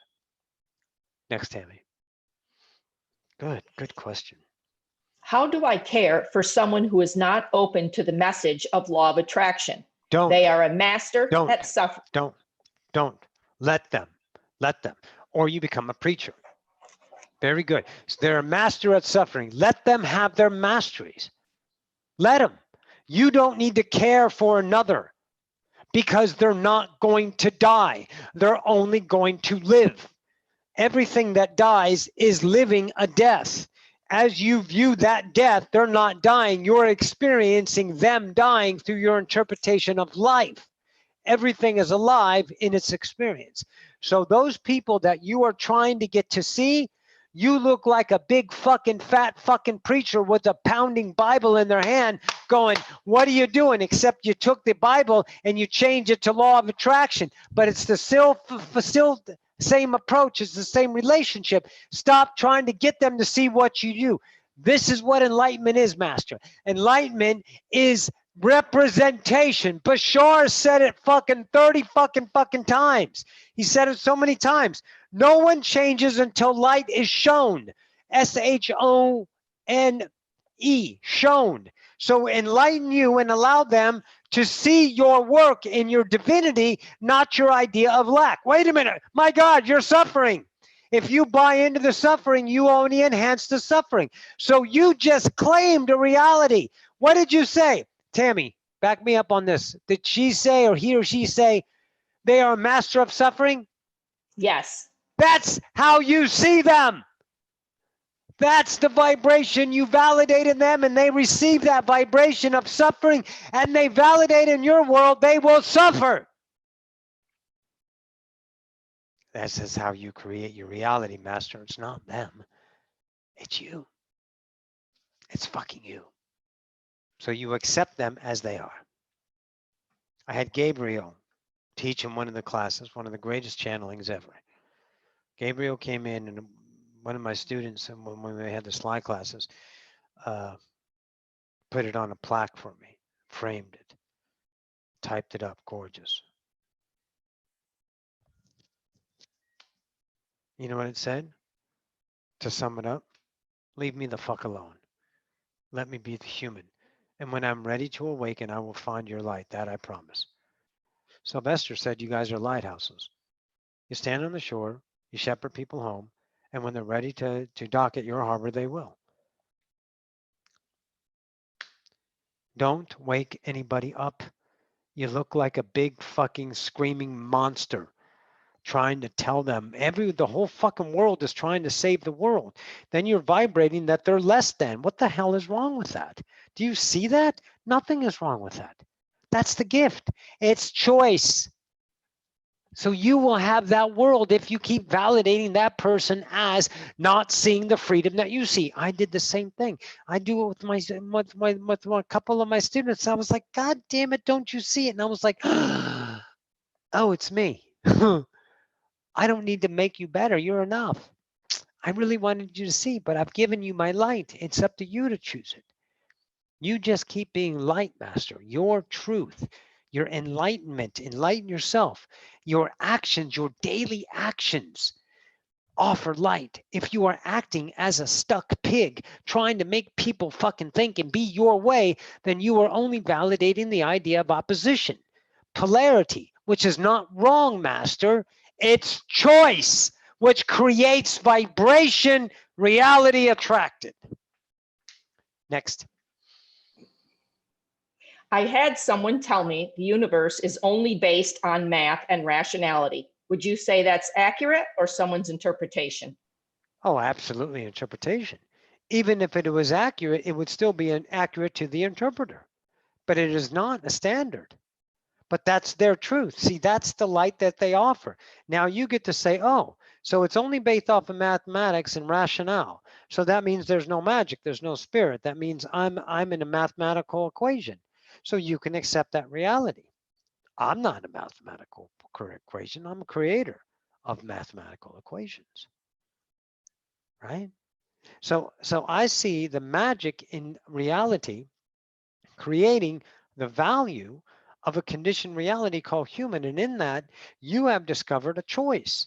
You want to believe that the world is that, because to me, a belief is confining and it has emotion. If it was a slipstream, I wouldn't ask a question about it. There would be no justification or validation of it. There would be no need, want, desire, or opposition of it.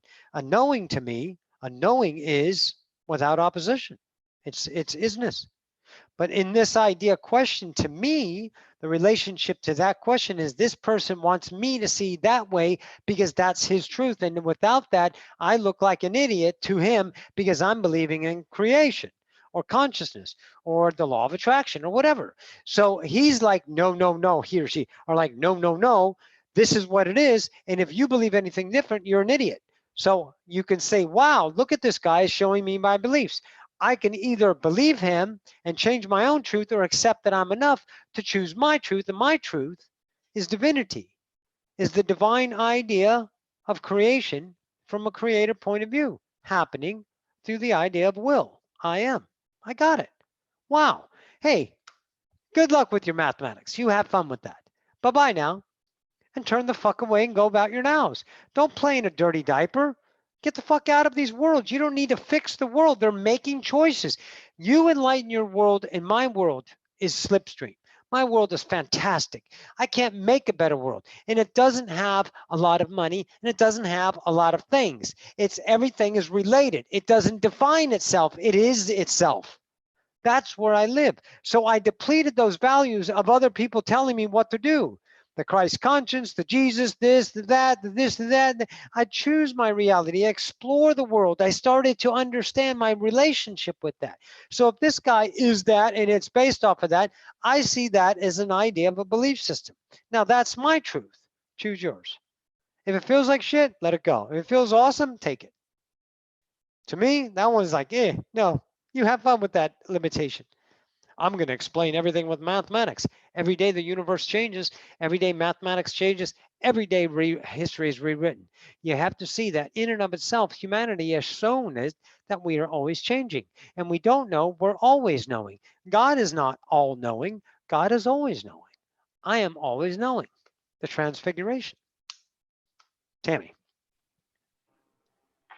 Why am I so shy sharing this type of information publicly and being a lighthouse for everyone? Because probably your worthiness was not allowed to be expressed for fear of that reprisal that you got at some kind of interaction. You were rejected for being a truth at some time as maybe a child. Now you said you can't do that, you shouldn't do that. It's not because of a past life or a future, because you came here to work off something.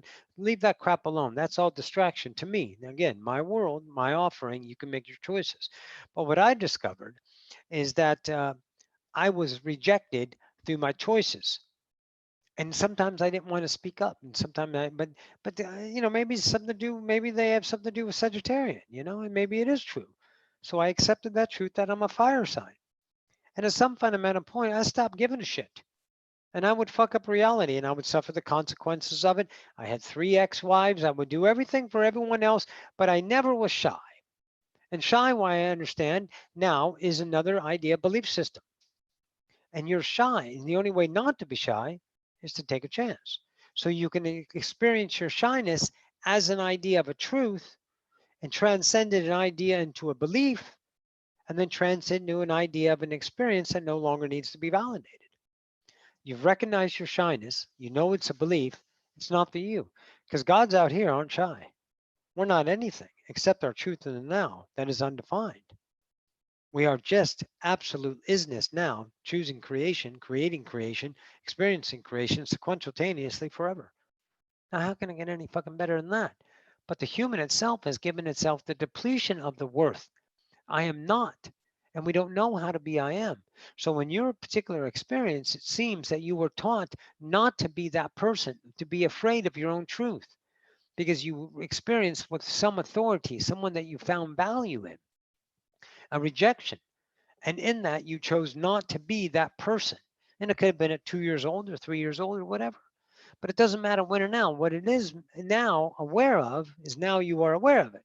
That's what counts. That's where we are. We're here and now together. So right now you understand this thing that, holy shit, I'm shy. So am I worth my expression? Yes. Are you worth a podcast? Are you worth a YouTube channel? Are you worth your art? Are you worth this idea outfit? Are you worth wearing no bra during the idea of the stay at home? I wear no bra anyway. Just whatever you are. And when you make that choice to see that the fearful outcome never plays ever plays out the way your mind fears it. It is always an experience. It's never what the mind thinks it's going to be. It always is what it is in the now. And you've lived through all of your fears, despite your choices. You lived through all of your hopes and all of your sufferings and all of your joys, despite everything your mind told you. Because you are I am, right? So to discover that, choose the worthiness in the moment instead of the shyness to see the change. And then you'll experience, because it's not about why. You can't assign it. It's time. Forget it that. That's distraction. Accept it now. I am shy, and understand your shyness through your choices. The acceptance of choices. And then one day you're like, wow, wow. And someone will go, man, you never acted like this before. I don't know if I like to change. And you're like, wow, well, I guess you're going to have to suck hind tit on that then, babe, because I am. And you take that person that is no longer valuing you in the idea of your worthiness, but valuing you in the hopes of what they depended on you to be, and you sever that relationship and move on with your nows, because the only person that suffers is them. And that's the human experience for the gestalt of that creator. So let them suffer. It's okay. But you also show them how not to suffer. And whether they choose that is not up to you. Because as soon as you try to get them to not suffer, then you are a preacher and they will only see you as an attack. Choose your shyness to accept it, and then choose different. Go ahead, babe. I think this question's directed for the comments you made right before the break. Okay. When you say all these other beings are there, do you Yep. actually see these entities, or do you feel them? I feel them and I see vibrations. Yes, I see entities. I see them. I experience them in the physical realm. Let me explain what happened. And this is not fantasy. This is not magic. This is nothing special. You gotta realize something, guys. Creation happens on vibration. All right, let me show you this. Since we are a television set or radio frequency interpreter, we tune into realities, right? If I'm listening to 106.9, I got classic rock. I pull it down to 92, I get hip hop. I go up to 97, maybe I got current, whatever, you know, or easy listening, right? So if I'm operating as a center point of now, a vibrational isness, and I have frequency around me, and the drawing is going to be, I'm going to leave you wanting on the drawing, just to let you know, but I'll do my best. So here's this, and this is my frequency. So around me, let's think about it. What's law 2? Come on, everyone. Everything is here and now, right? So there is no there and then. It's not over there. It's all here and now. But my radio range cannot pick up or perceive a lot of these frequencies happening in my now, kind of like when we discovered ultraviolet rays. We discovered a different frequency of a light band, X-rays, gamma rays, right? We can measure other realities that we can perceive through the human idea interpretation. So as I change my vibration, I don't change radio stations. I've received more radio stations because I am. And then as my awareness becomes unfiltered through my depletion of vibrations, I get different inputs. So I talk to a lot of different species. My third eye is wide open. I see time. It's a lot of fucking things going on, but I don't manage it. And I sure as fuck don't turn it into a goddamn pride badge or ability to show off to the collective because I need them to validate me. That's why half the shit doesn't come, because you're trying to make yourself have something. Don't do that. Choose it if you want. I would highly recommend don't do it. Keep accepting until you become very familiar and understand your relationship to the ability of a creator, not a human. The human is created, okay? So I see the entities. We have visitations. Usually they don't stay long.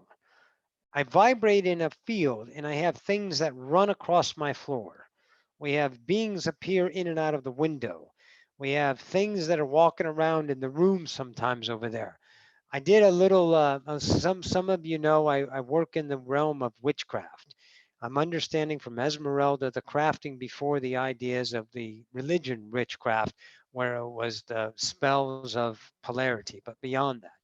Well, one thing she did, she gave me a spell. It was called a sight spell, S-I-G-H-T.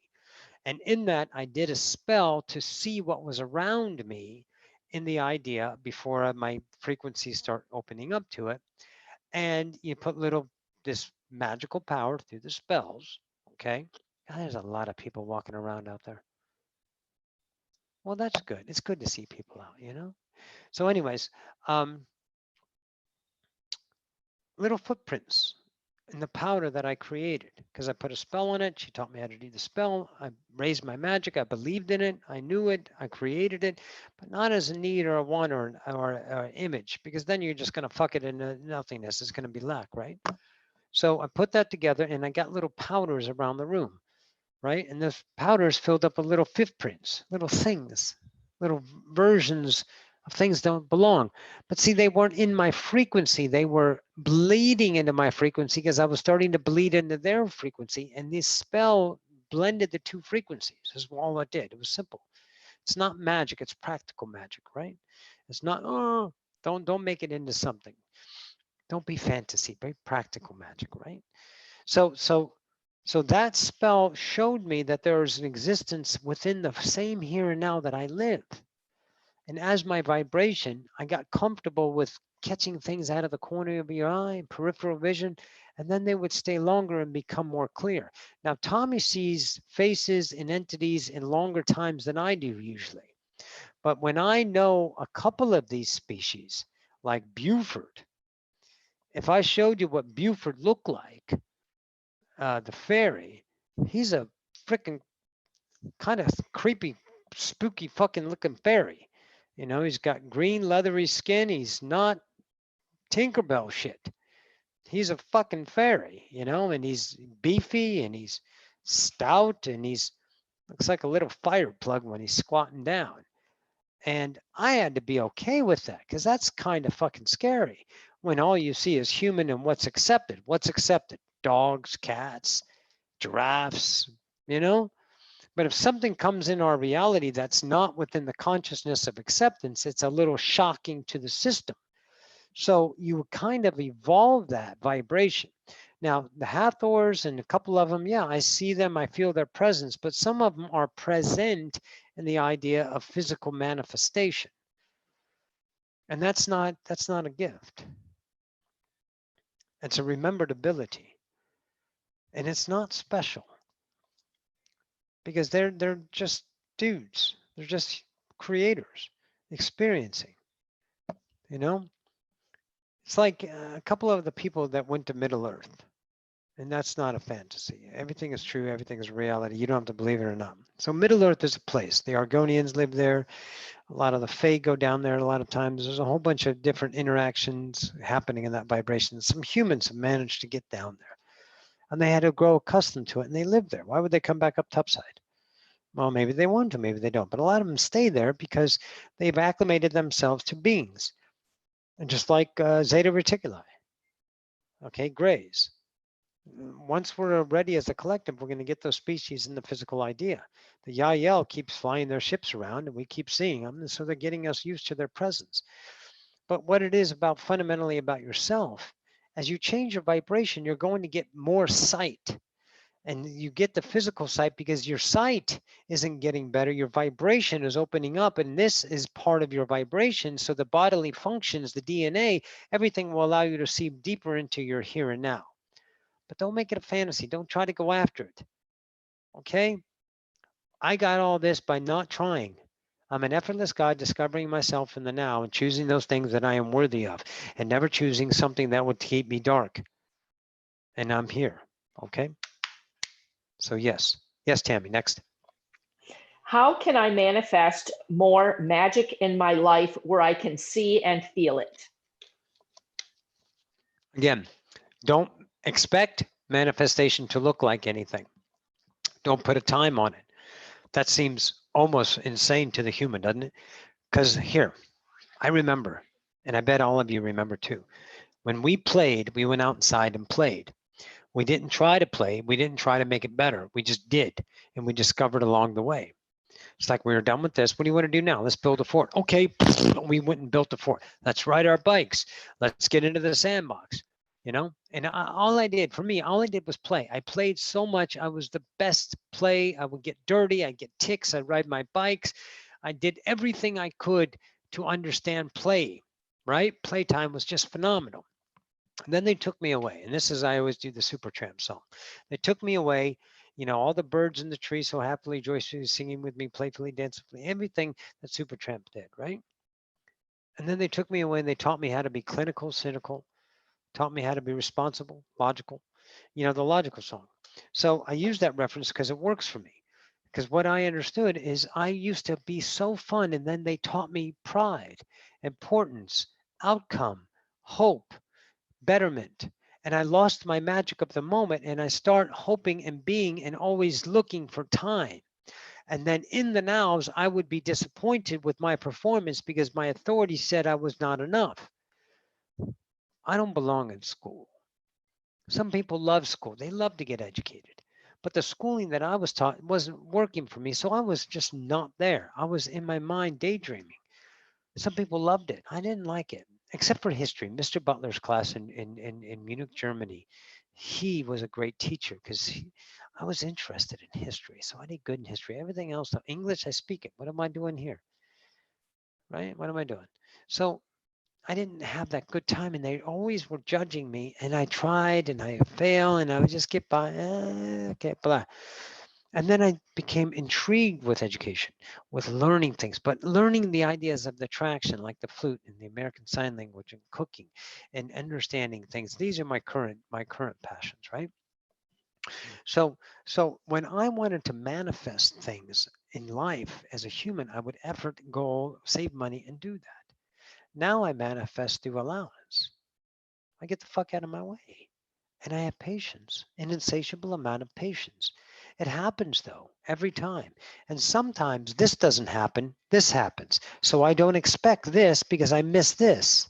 You remember that there's a little trend going on YouTube where they put $1 in one cup, but the other two cups are down and they have a whole bunch of money in them and they trick them because they're always following the one they think that has the money and then the other one has more money. I don't want to follow the one that it looks like it. I'm not going to try to make that because I suck at creating reality. This right here doesn't create. This interprets. This creates. I got to trust this to know I'm a creator by allowing it to show up without using this to manage reality. So my manifestation occurs in allowance, trust, to discover the creator that is present. Is that the entire question, Tammy? Yes. Okay. So just about the manifestation. Okay. Yeah. Because there was more there. I didn't know if there. Yeah, well, kind of said that. Yeah. See, what's going to happen if you don't have something? Whatever your mind tells you. But in the now, aren't you enough? I always go back to the now. The biggest thing I learned is I'm enough now. I'm enough. And then it would suck. It would hurt. It was like, God damn it, I can't have anything. Oh, that's me bitching. Through the manifestations, I've been able to get Tommy his musical instruments and explore that and things. None of this is waste of time. I don't need to be anything. I'm living an exceptional life of allowance, and the things that I'm interacting with are full of art, exploration, inquisitive knowing of myself. This is a tool for me to understand. So the flute knows itself through my interaction with the flute, and I know myself with the interaction of the flute. We're becoming artists together, creation is showing me I am. So I choose to interact with this, but I'm not going to be a flutist. I'm not going to be that person. I'm going to discover in the now the passions of this interaction. But if I say, oh, I can't do this, Joy, because I got to be better at this, then I'm in lack and trying to make this because I want to do that. But this is telling me this is going to make you something. Or if you manifest this, this will make you better. Nothing makes you better. You're enough. Go ahead, Tammy. Is it true that if everyone knew themselves as God, that there would be nothing to strive for? And what would Yes. that do for evolution? It would continue because there's no striving for evolution. Aren't you already enough right now changing? Right now, without effort, aren't you having an experience? See, strive is a human thing to become better. And out of that betterment, the humanity has only suffered itself in polarity of that betterment. It was better to put everyone in mental homes when they saw demons or when they were nuts. With a betterment out of mental homes and drilling holes in people's heads to let out the demons is the scientific betterment. And they did that through strife. And that works. It's not wrong, Master. But I've discovered a reality that doesn't have effort, doesn't have intention, because that's only tension. Does no intention. I always get by getting the fuck out of my way and allowing my nows to show up. But I don't sit on the couch going, well, there's nothing to do.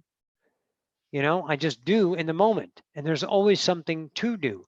But the to doing doesn't have a reality of betterment stride to make things better. Humans' arrogance is to realize creation. Haven't you seen it yet? Have you not looked at the Hubble fucking pictures? Haven't you looked, Master? Humans didn't do that. That fucking magnificent happened because of creators. You. So the human strives to change the world in polarity. If the world was perfect and everyone knew themselves, what do we have? Well, we have life forever. See, that's the idea beyond polarity that the channel discussed earlier. It's a state of awareness that you just can't imagine. My life is full of nows, and those nows are not empty, and they need nothing to make them better because I am full of isness in the moment. From my London fog frothing milk machine to my Fallout 4, I'm at level 252. In the mornings to listen to Rob Williams' podcast and talking with Alpha Mike, talking with Ahmed on there, Tears and the gang, Miss O, experiencing that and flowing to the next moment. And then Animal Crossing, playing the new one, right? Fantastic game. To the idea of taking a walk, getting outside, letting the sun hit me, talking to my neighbor, staying away from the social distancing idea, experiencing the reality of now, because my mind isn't distracted to make this better, which is a vibrational idea of a relationship that I'm not enough. And I depleted the ideas of needs, wants, and desires, strife. And through your imagination of your interpretation of your memory, you're saying, then what would we have without strife? Well, we would have isness. You think humans are the democracy of creation? Really? Okay, you can have that world. See, that's what you get to do. Isn't that great? You get to make your own choices. Go ahead, Tammy. Sometimes the moment I turn around and look at an electric clock, I see the numbers shift and blink before becoming normal. Is Yep. that related to quantum mechanics or is it something else? It's you can put it in the quantum mechanic field, but what it is you are so now you're seeing reality change. That's how now is. Now is so fast, but it's also still, which is really spooky to the mind. But we use time to manage the now, and the gaps between, like Bashard said, if you lay all the pictures out, it's like a film and you can choose anyone you want to, right? But it's like a film. And Seth had said the same thing. You get one reality, the next reality, and between the realities, between the shifting of the two realities that you're seeing what shouldn't be there is usually covered up by memory to make it look like one fast movie, one streaming movie, the consciousness of time moving. We're having an experience of time. But the now is a different relationship, right? So you have caught up to the now, kind of like deja vu. I've done this before. No, you haven't done it before. You just know it because it's now. That's the idea behind the now. You know your entire world in the now. You don't need to manage it. You don't need to figure it out. You just are it. And so you know it. It's kind of like when you go take a test next time, whatever test you're going to go take, realize in the moment, at that moment of test, well, you had to have written it. You wrote that test in the now, didn't you? Because you're taking your own test. It's your own world. So that world you caught up to when you saw the ability of the world changing. That's what it is. So you can put it in quantum mechanics, breaking it down in the idea of logic. That works. I like that. That's something to explore. However, that's not the finite of it. Don't put things in finites, because creation, fifth law, first four laws, are change is the only constant except for the first four laws. We are always more. Go ahead.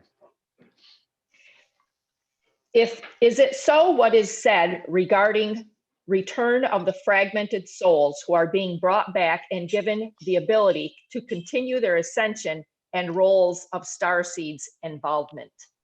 I'm out on all that, because that's purpose to me. That's an idea of an interpretation, and there are worlds that have that. They are valid. I won't validate coming back to purpose to help and do that thing, because I don't see anything in polarity. So you can be a star seed, a first timer. You can give yourself that belief. That's an idea. You can take that on. But if it needs to be validated, then I would look at that as a belief. See, one thing I know is I'm a speaker. That I know, but that's not a label. It's what I do. It's what I am. It's an idea of it. It's an unjustified point of awareness that what I choose to create is an ability in a let's say a constant integration of the ability as a speaker to bring forth these ideas as a truth. Doesn't matter if you take it or not. So a starseed doesn't command an idea of being known as a starseed. Otherwise, it becomes an image. And any kind of an image is a belief system by the idea of the eye of the beholder to make it in that for acceptance of other seen to be that purpose. To me, that's a world of polarity working within a world to have a polarized experience. That's not right or wrong. Once again, Master, that's a choice. But I don't validate that idea of whatever that resurgence or soul. And I don't see the soul as different than the I am. See, to me, a soul is not a contract. To me, a soul is not outside of me. I liken it to the idea of Ramtha when I read Ramtha in one of his books. At one fundamental time, we were fleeting. Fleeting means we always went. And there was no knowing as we always were now going. And we did not create the ability to reflect. So we created what in the book of Ra, or the raw material, would understand as a social memory complex. And then the equation to that would be a soul to store up the experience of particular incarnations. Not all of them, just some of them. You know, you're not all of that. You're some of it. So my idea of a social memory complex could be considered a soul, but it doesn't define me. And I don't need to come back and make it better, because who the fuck is judging? Come on, someone, goddamn it, please, someone give me who the fuck's in charge and show me the goddamn book. I'm not going to validate that shit, because I'm not going to deplete my worth to an idea of someone else telling me what the fuck to do. Pound sand, you know? So look at that, Master. Look at that idea. That you have to be that, or if you want that idea image, then be that, and then discern the quality of that. Do I need this idea of the image to return to Earth as a purpose, a wanderer, starseed, reincarnation?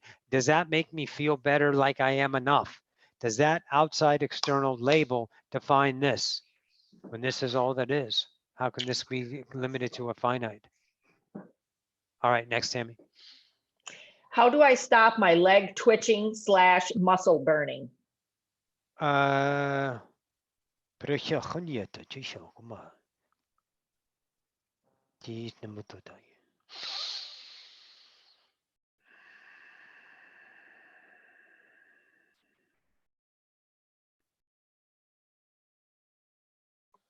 Greetings to you, Master. You would understand your vibrational representation of the physical body comes from a different body, the light body, which creates the idea of the crystalline body, which creates the idea of the physical body.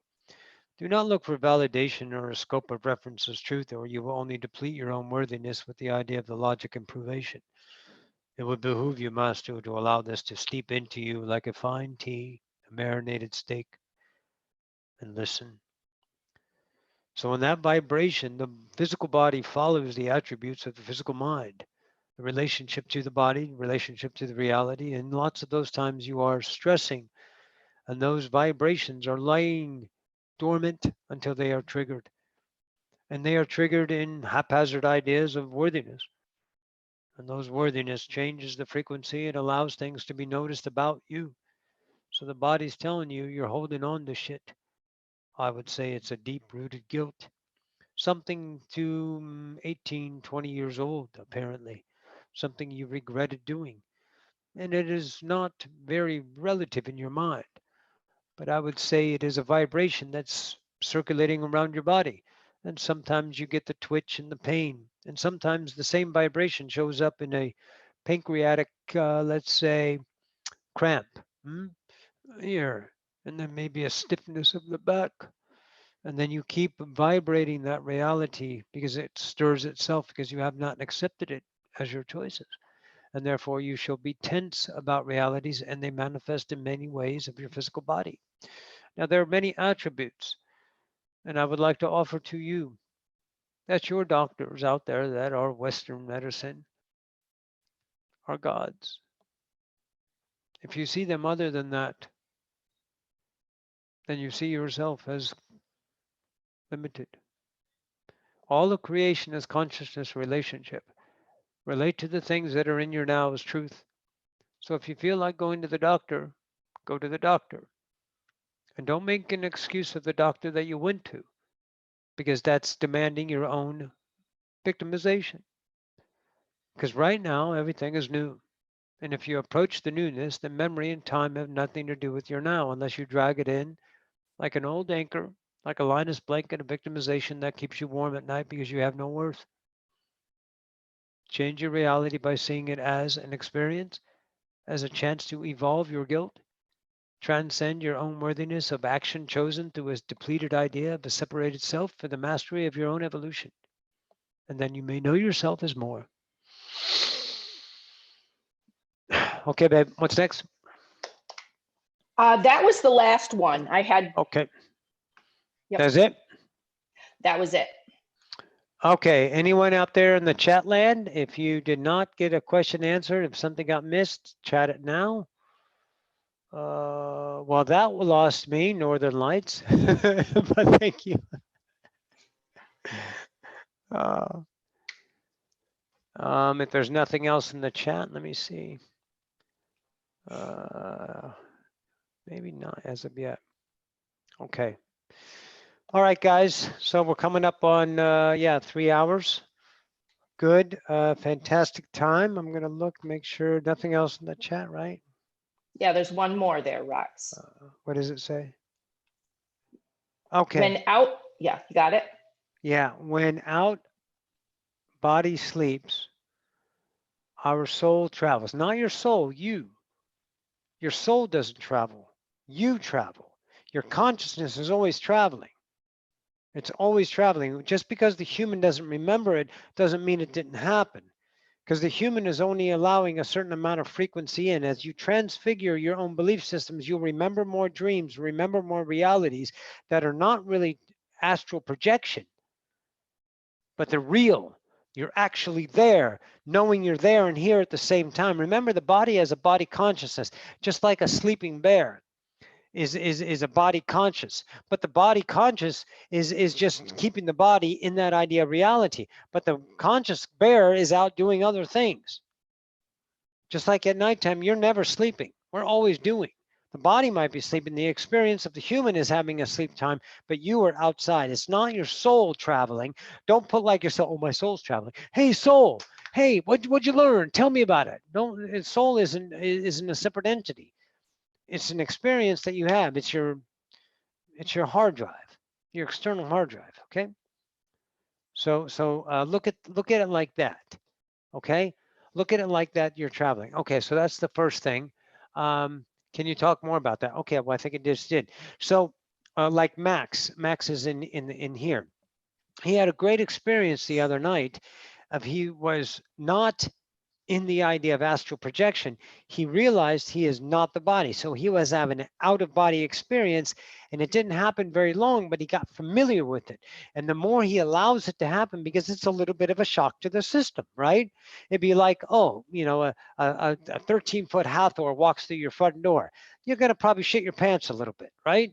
Because a Hathor commands a presence. A full body apparition of a ghost, you're going to like, oh, fuck.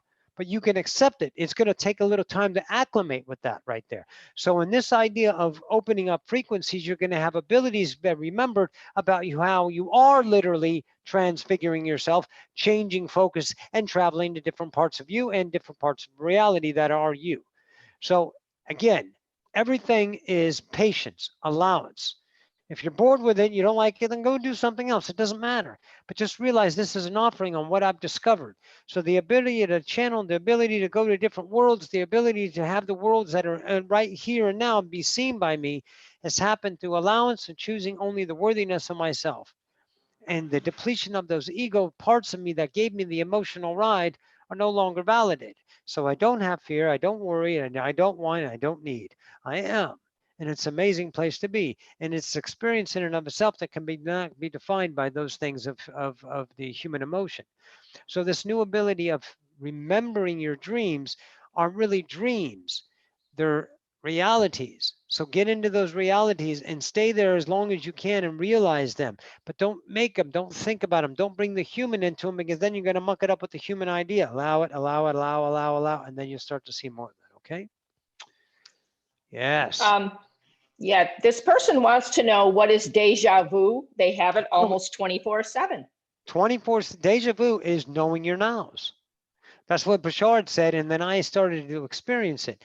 When you are caught up in the now, not living back in time with what's then and what's then, the more now, all of a sudden you're like, I've already done this.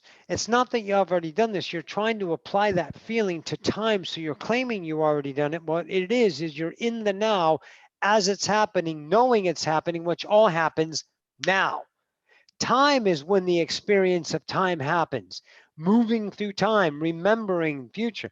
Now is absolute manifestation all the time. So that's what you're feeling. So the more now you are, the more you know your reality, and you will have the ability of knowing what's coming. But you don't know it in definition. First, you know it in vibration, feeling. So I know change is coming before it's coming. And sometimes it's big change, little thing is potential. It's like, okay, I don't have any clients tomorrow. And then I feel, okay, I have nothing to do tomorrow. And then I sit back and I feel, it's like, I know my nows. So let me feel that now. And then I feel that now because I'm in that now from now. There's no difference between nows except my mind. I'm going to book a session, and then I get a session. Or I'm going to get a call. Or I feel like we should order out for lunch. You know, I can feel those realities. And I'm not influencing them or changing them, and I don't try to effort them. I don't demand them. I command my now by allowing it to know me, and I know it without any effort. So you're starting to become familiar with the now, but don't try to mansplain it. Just let it be what it's going to be, and it's going to be intelligent to you, and you'll get the epiphany and the understanding through experience. Get out of the dirty diaper of fear. Okay? Yes. How do I love and accept myself when I don't feel worthy of it? Accept it. Accept I don't feel worthy of it. I accept I don't feel worthy of it is the first thing. This is awesome. A lot of the students that I've experienced, right? One of the big things, when things start to get awesome, they call me and say, Roxy, I'm fucking afraid to accept this awesomeness. People reject their awesomeness because they don't think they deserved it, because they didn't put enough effort in it. They didn't earn it. There's a whole bunch of belief systems that are coming up. So when you get worthiness in, you have to say, holy shit, I'm fucking embarrassed about this. I don't deserve this, but goddamn it, I'm going to accept it. And you accept that you don't deserve it, but you still accept it. You accept the belief system that you don't, but you still accept the manifestation, whatever it is. Okay? That's what you have to accept. I accept Tammy and Max in my life. They're students of mine. They create abundance for me. I accept that abundance because of my isness, and my interaction with them shows me more about myself, and their interaction with me shows them more about themselves. So I accept the co-creation awesome. Just because it looks tilted through my balanced mind doesn't mean it is. You got to accept your now, not time, now. And choose the worthiness by understanding I'm not worthy. I'm not worthy of this, but God damn it, it's here. I'm going to be okay. And you may be embarrassed, and you may have accept and awesome. Now listen to these words. Listen to this. Don't be in awe of yourself, or you are always outside of your awesomeness. Wow, this is great. I don't know why this is happening. Creation must really love me, but you never accept it. Stop chalking it up to a fucking reason. Don't mansplain it anymore. Just accept it. Take the chance and go, God damn it, I'm not in awe. I am awesome. I am awesome. I deserve this because I am creator. Because the one thing I've discovered about this idea, ascension, for me, my own epic voyage of ascension, my odyssey, right, is that this isn't a fucking another fucking thing. This isn't a fad. This isn't an outcome.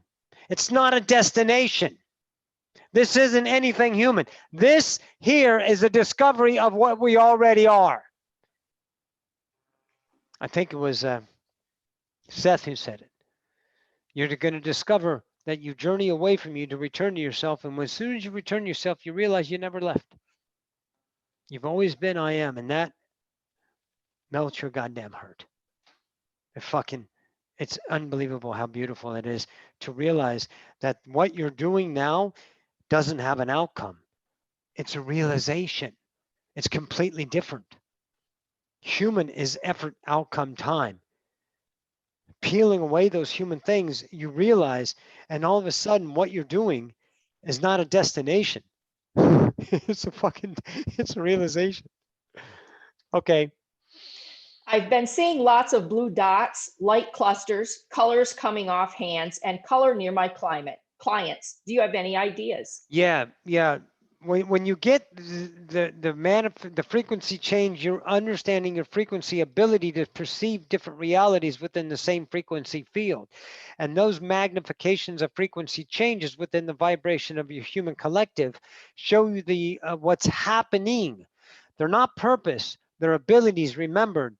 And you'll start to find out. It's kind of like there was a movie, Robin Williams and Cuba Gooding Jr. way back when, about to die, 1988. I can't remember the name of the movie. It'll come to me or someone will remember it. But he was like blurry, and the guy in the background was blurry. But as he accepted and awoke into his own death, the reality became clear. As you are accepting, remembering your own life, your own isness, those realities, those dots will become more clear. What happens is the ego mind always tries to take change and define it and stick it in a package, put it on a shelf for later use, and so it can show its own awesomeness. Look, I know what this is. Look at me. Be proud. Fuck that. Take the goddamn journey and say, okay, this is happening. I don't know what it is. I accept it and let the idea, intelligence speak to you.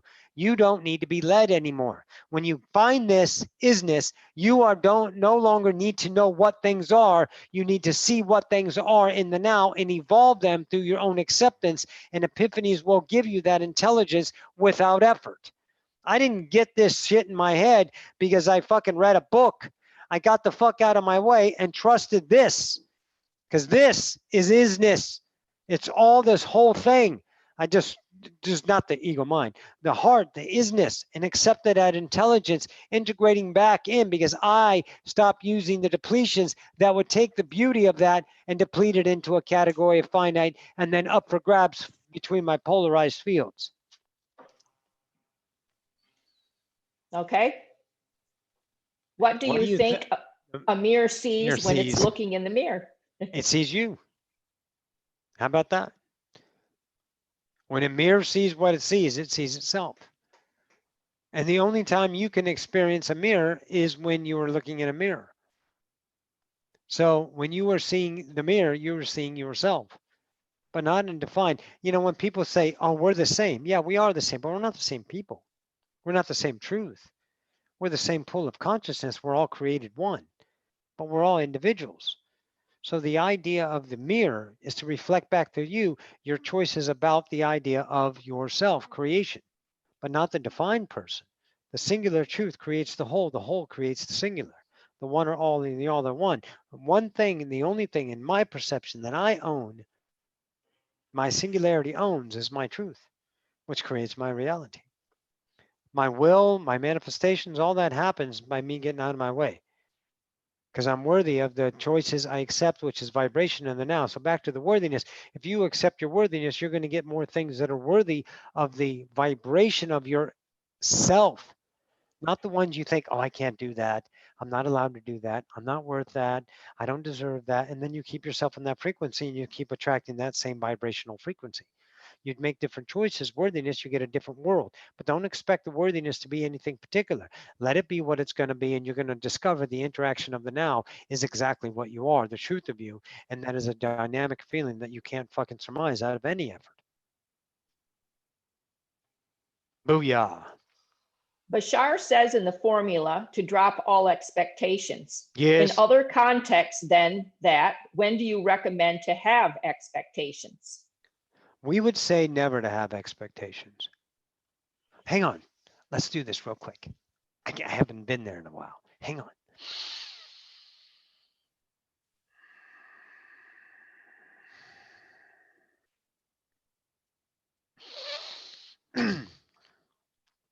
It is true that we have said in our space-time continuum the idea about expectations. We would ask you to remember some of these ideas and the influences of the now, that expectations will only leave you in the idea that of disappointed.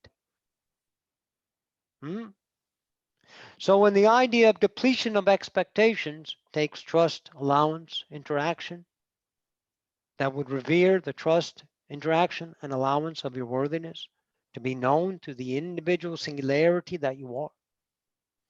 So I would say to you, Master, ascending its own consciousness through its own truth, its own beliefs, its own interactions with creation in and of itself, in this space-time now, to not choose any relative reality faced with the idea of expectations.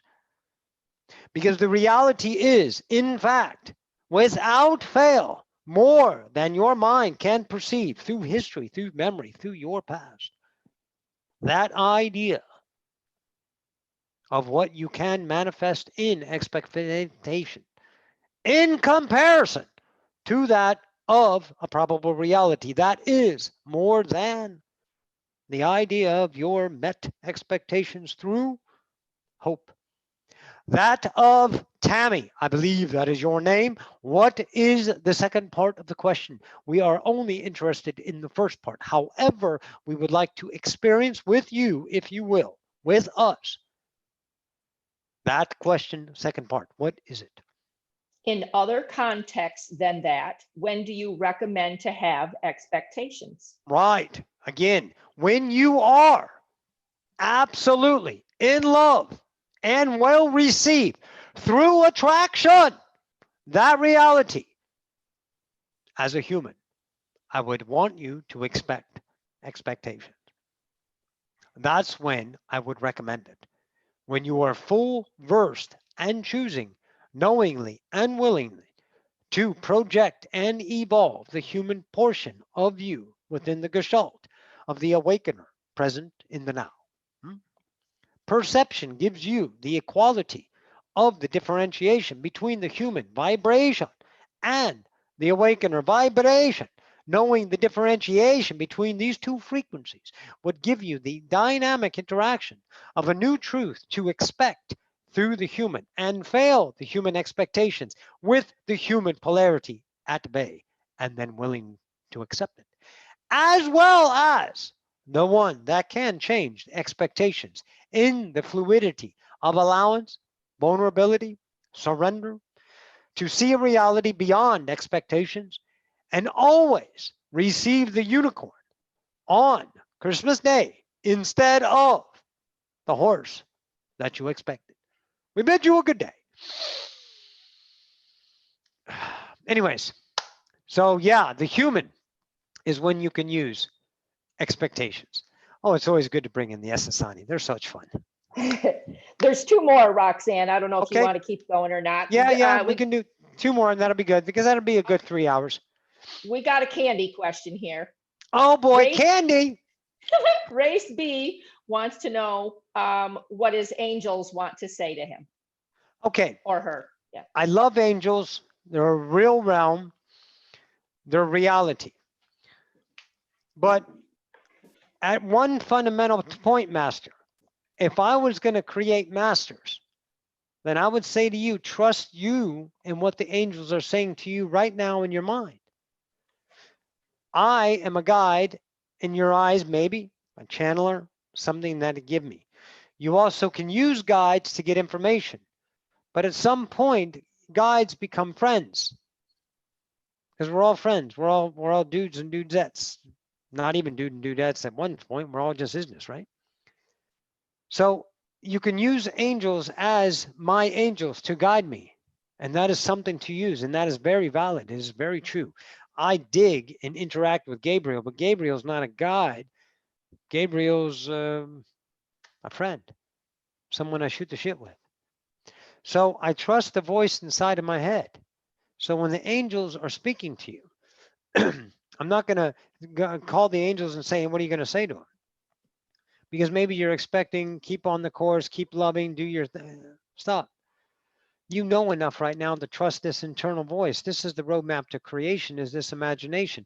So just lift your head up and say, hey, any angels out there? And if you already know one of your angel guides, then talk to them. Maybe it's Ratzael, right? R-A-T-Z-E-L. Ratzael, I don't know how to spell it, but Ratzael, not Raphael, not with an F, Ratzael. So, hey, Ratzael, hey, it's me. Right, how you doing? Hey, so I'm going to do this. Ask your question. You ask the question, you get an answer. Now, your mind might be doubting, and it might be running through it. Don't get discouraged. Don't get mad. Don't run away because you are lacking. Don't lack because you can't get the right answer. Don't look for the right answer. Take the journey, Master. Take the journey of truth. In one moment, say, yeah, you're right. You're right. Okay, I get it. What do you mean nothing? I don't want to say anything to you. I'm fine. Okay, I'm fine. I don't need anything. No. And that's the now. 10 minutes later, say, hey, what about now? Yeah, I got something for you now. And you hear a different voice. So you take the journey. Don't try to make it finite and make it perfect so you can have that piece of information and feel good and carry it with you. Okay? So don't worry about me. Now, if you want to go to a guide that's going to talk to your guides and your thing, then do that. See, you can do that choice. But I know what you are. You're a creator. You're a God. That there is no doubt. And you command the isness of choice. And your choice is to speak the angels that are your guides and have them give you that. And then maybe one time he says, thanks, guys, but I think I just want to be friends now. So when we talk about things, and of course, what do they say? No, we're guides. See, they don't have arrogance. We have arrogance. We have depletion. We have separation. We have definement. They're being what we create. So we also, hey, you guys want to be friends? Yeah. What are you guys doing this weekend? Well, we're going to build a new realm over here in the second quadrant. You want to come over? Yeah. How do I get there? And they'll tell you. Imagination. I don't know. But what you do is take the journey. Get out of this practical idea of practicality, of science and facts. Because that's a world, that is this world, that's a human world. I don't live in the human world. I interact with the human world, but I'm living in this idea of magic. And this magic gives me a life that's beyond belief. It's knowing. Okay, last question, babe. How does one come to terms with very serious trauma and emotional, physiological impact that may be felt in the now? It sucks, doesn't it? It is. It is tough. We got PTSD. We got trauma out there. We got the polarity of it. And see, the human gets to do that. And that's where I started. No matter how much it hurt and how much I hated it. But I got to experience, I said these words, I get to do this. I created a fractal to experience trauma. Not a lifetime of trauma, not the other ideas, not past life. No, I'm not going to keep piling shit on my plate so I can be a goddamn hero to my trauma. I don't want to make my victimization more because I need to be a fucking image of suffering to others. I don't need to give my suffering to others. People suffer good enough themselves. It's a human pastime, isn't it? Right? Hang on. There's one more there from Donna Riggs. Okay. How can I tell what my original being is? Wait a minute. Hang on. So on that idea of the trauma, Oh, sorry. it's okay. I accepted the trauma. I accepted the pain. I accepted the hate. Okay. I have people that watch my channel long enough, and a couple of things. I got raped when I was 13 years old. Okay. I was raped by a man, and I didn't remember the first day, but I remembered the second day, not till later in life. And that fucked me up. And that's what my dad was thinking, why I've turned transgender and I need therapy and all this stuff, because he's trying to fix it. He loves me and he wants to fix it. I get it. But that was a trauma for me because I didn't understand it. Because I lived in Oberammergau, Germany when I was 13. And here's my day. I would go to school and I get home in the summer and ride my bike, explore the caves, climb the mountains. At 13, I had no interest in women. I had no interest in any of those things that nowadays we didn't have cell phones. I had bicycle and my feet, right? And my snacks. I lived in the mountains in Oberammergau, Germany. I had the Ammer River. I had a Wellenbad with 7 pools, and one of the pools in the Wellenbad was a wave pool. I had a wave pool when I was 13 before they had wave pools, and it was this big open area. And all we did was play. I get home from school, and we lived. My school was an hour and a half away in Munich, so I did all my homework on the bus, right? And I get home and I played. I rode my bike until it was dinner time or whatever. And you know what we did? You know what we did after school in the winter? We skied. We skied. And on Wednesdays, they had a program called Wonderful Wednesday. So at 12 o'clock, we would stop going to school and we would go to the ski slopes. And we would ski until 5 fucking o'clock. How fucking magnificent is that world? Right? So I was not interested in anything. So this idea, a kid playing his bicycle, I loved to play. I played games. I climbed trees. I was just this fucking naive thing to creation. I didn't care. And then I got raped. And that fucked me up. There's no doubt. But now it didn't fuck me up. Because now I don't claim it did. I understood it by accepting it and fearing it and hating it and crying it.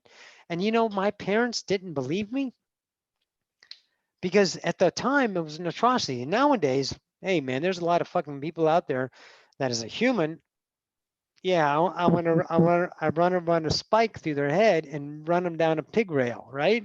Fucking, I got some emotion about them motherfuckers because I was that. But now I understand it. It's creation knowing itself. That's what I had to see. It's creation knowing itself, no matter how fucked up that sounds and how emotional it drives. I gave myself the experience of less pain because I am a master. I'm not a master of pain or goodness. I don't need to be a fucking Mother Teresa or a Gandhi, or nor do I need to be a Charles Manson or a fucking Hitler. I am understanding myself, and I was an idea to that, so I had to accept that pain. And it hurt, and it hurt, and it hurt, and it hurt, and it hurts some more. But I didn't take the programs. Maybe the programs work, maybe they don't. I don't care. But I got it out through myself by accepting it over and over again, by crying myself mad to myself. I mean, I didn't have to go to school when it all came out. That was my consolation. But no one believed me until rumors started getting out that this guy was doing it to a couple of the other people, but they weren't people, they were the grown-ups. And then he molested a little German kid too. So that happened, and then finally I got validated. So not only did I get raped, but I got invalidated by my own parents, my own motherfucking parents. And I understood why. See, I was mad at them, but they failed me. So they didn't want to believe me because they would mean they failed me. They didn't protect me. They lost their parenthood and they let me get this happening. And they can't have that happen because they look at themselves as a failure. I understand that. So I'm seeing it from a point of creation knowing itself. And I got to do that. I got to accept that pain. But I didn't let it define me anymore. And it took me a long time, way out of my 30s and 40s, to really start to understand that. But right now, Master, you have it in you because you're asking that question. So you can recognize that trauma as an experience. That's where you start. That's not the finish. Don't look for the shit to go away. You keep accepting it like a goddamn badass in the now and understand that you can live that pain and transcend it through the acceptance of that action and see that other person in all the hate and all the fucking rage you want to because you deserve that. But I would like you to observe that while you're hating and while you're raging and victimizing, observe that experience through transcendence, and you can because you can see that self created because you're a goddamn master. Don't sell yourself short. Okay, Tammy. Yeah, one more there from Donna Riggs. How can I Donna. tell what my original being is? What form from the spark that God spit out? Obviously, Oh, no. humans weren't the first beings way back. No. Don't look at it like that. Don't look at it like a being. Look at it as consciousness and awareness. See, God was one and all, and we don't have time. So to the mind itself, a manifestation of how we became has to be placed in time. But all are one and one are all, and it's always been now. It's just whatever the now you look at that gives you the perception of time or not. If you use that as a part of the equation to experience creation. Creation knows no time. It is always now, always has been now, always will be now. So you didn't pop out from God because there's no one God. There's all gods knowing one and one God knowing all. And that's hard because you want to place and put yourself in a finite. So the best answer I can offer is that you are awareness. You were birthed into knowing consciousness, and the option is non-consciousness. And how that happened in its finite regulatory idea of description to the human mind, to me, is not fathomable from this point of awareness. So I would say that you are I am. That's what you started at, and you have birthed many of yourselves. And I know a couple of myselves. I know I have a Hathor self, a Pleiadian self, and a Sasani self. I understand the idea of humans. I understand the idea of Gongolina, Terrapian, a mermaid. I know that shit. So I know I am selves out there. But right now on this, and this is goddamn epic, to know this self, fall in love and choose this self, because that only brings creation of I am into this awareness. And though this awareness will no longer bend for the light of others, it will only bend its own light into the manifestation of its own will. So don't worry about what you were, what you started at. Just be the I am. Okay, darling? All right. Hey, And that's it. all right. Hey, guys. Thank you all. Fantastic. And I enjoyed the class. Website, book a session, or donate. Thank you, Tammy. There you go. Let me put that in there. Okay, guys. Hey, listen, if you, Odyssey of Ascension is the website. If you need to get in contact with me, my email. If you want to donate on the homepage of Odyssey of Ascension, there's a donate button, also donate button on odysseyofascension.com. If you care to get together with me, you want to ask them questions, my email is very accessible. I am very, very accessible. I answer emails. I'll tell you to call me. And if I fucking tell you to call me, call me.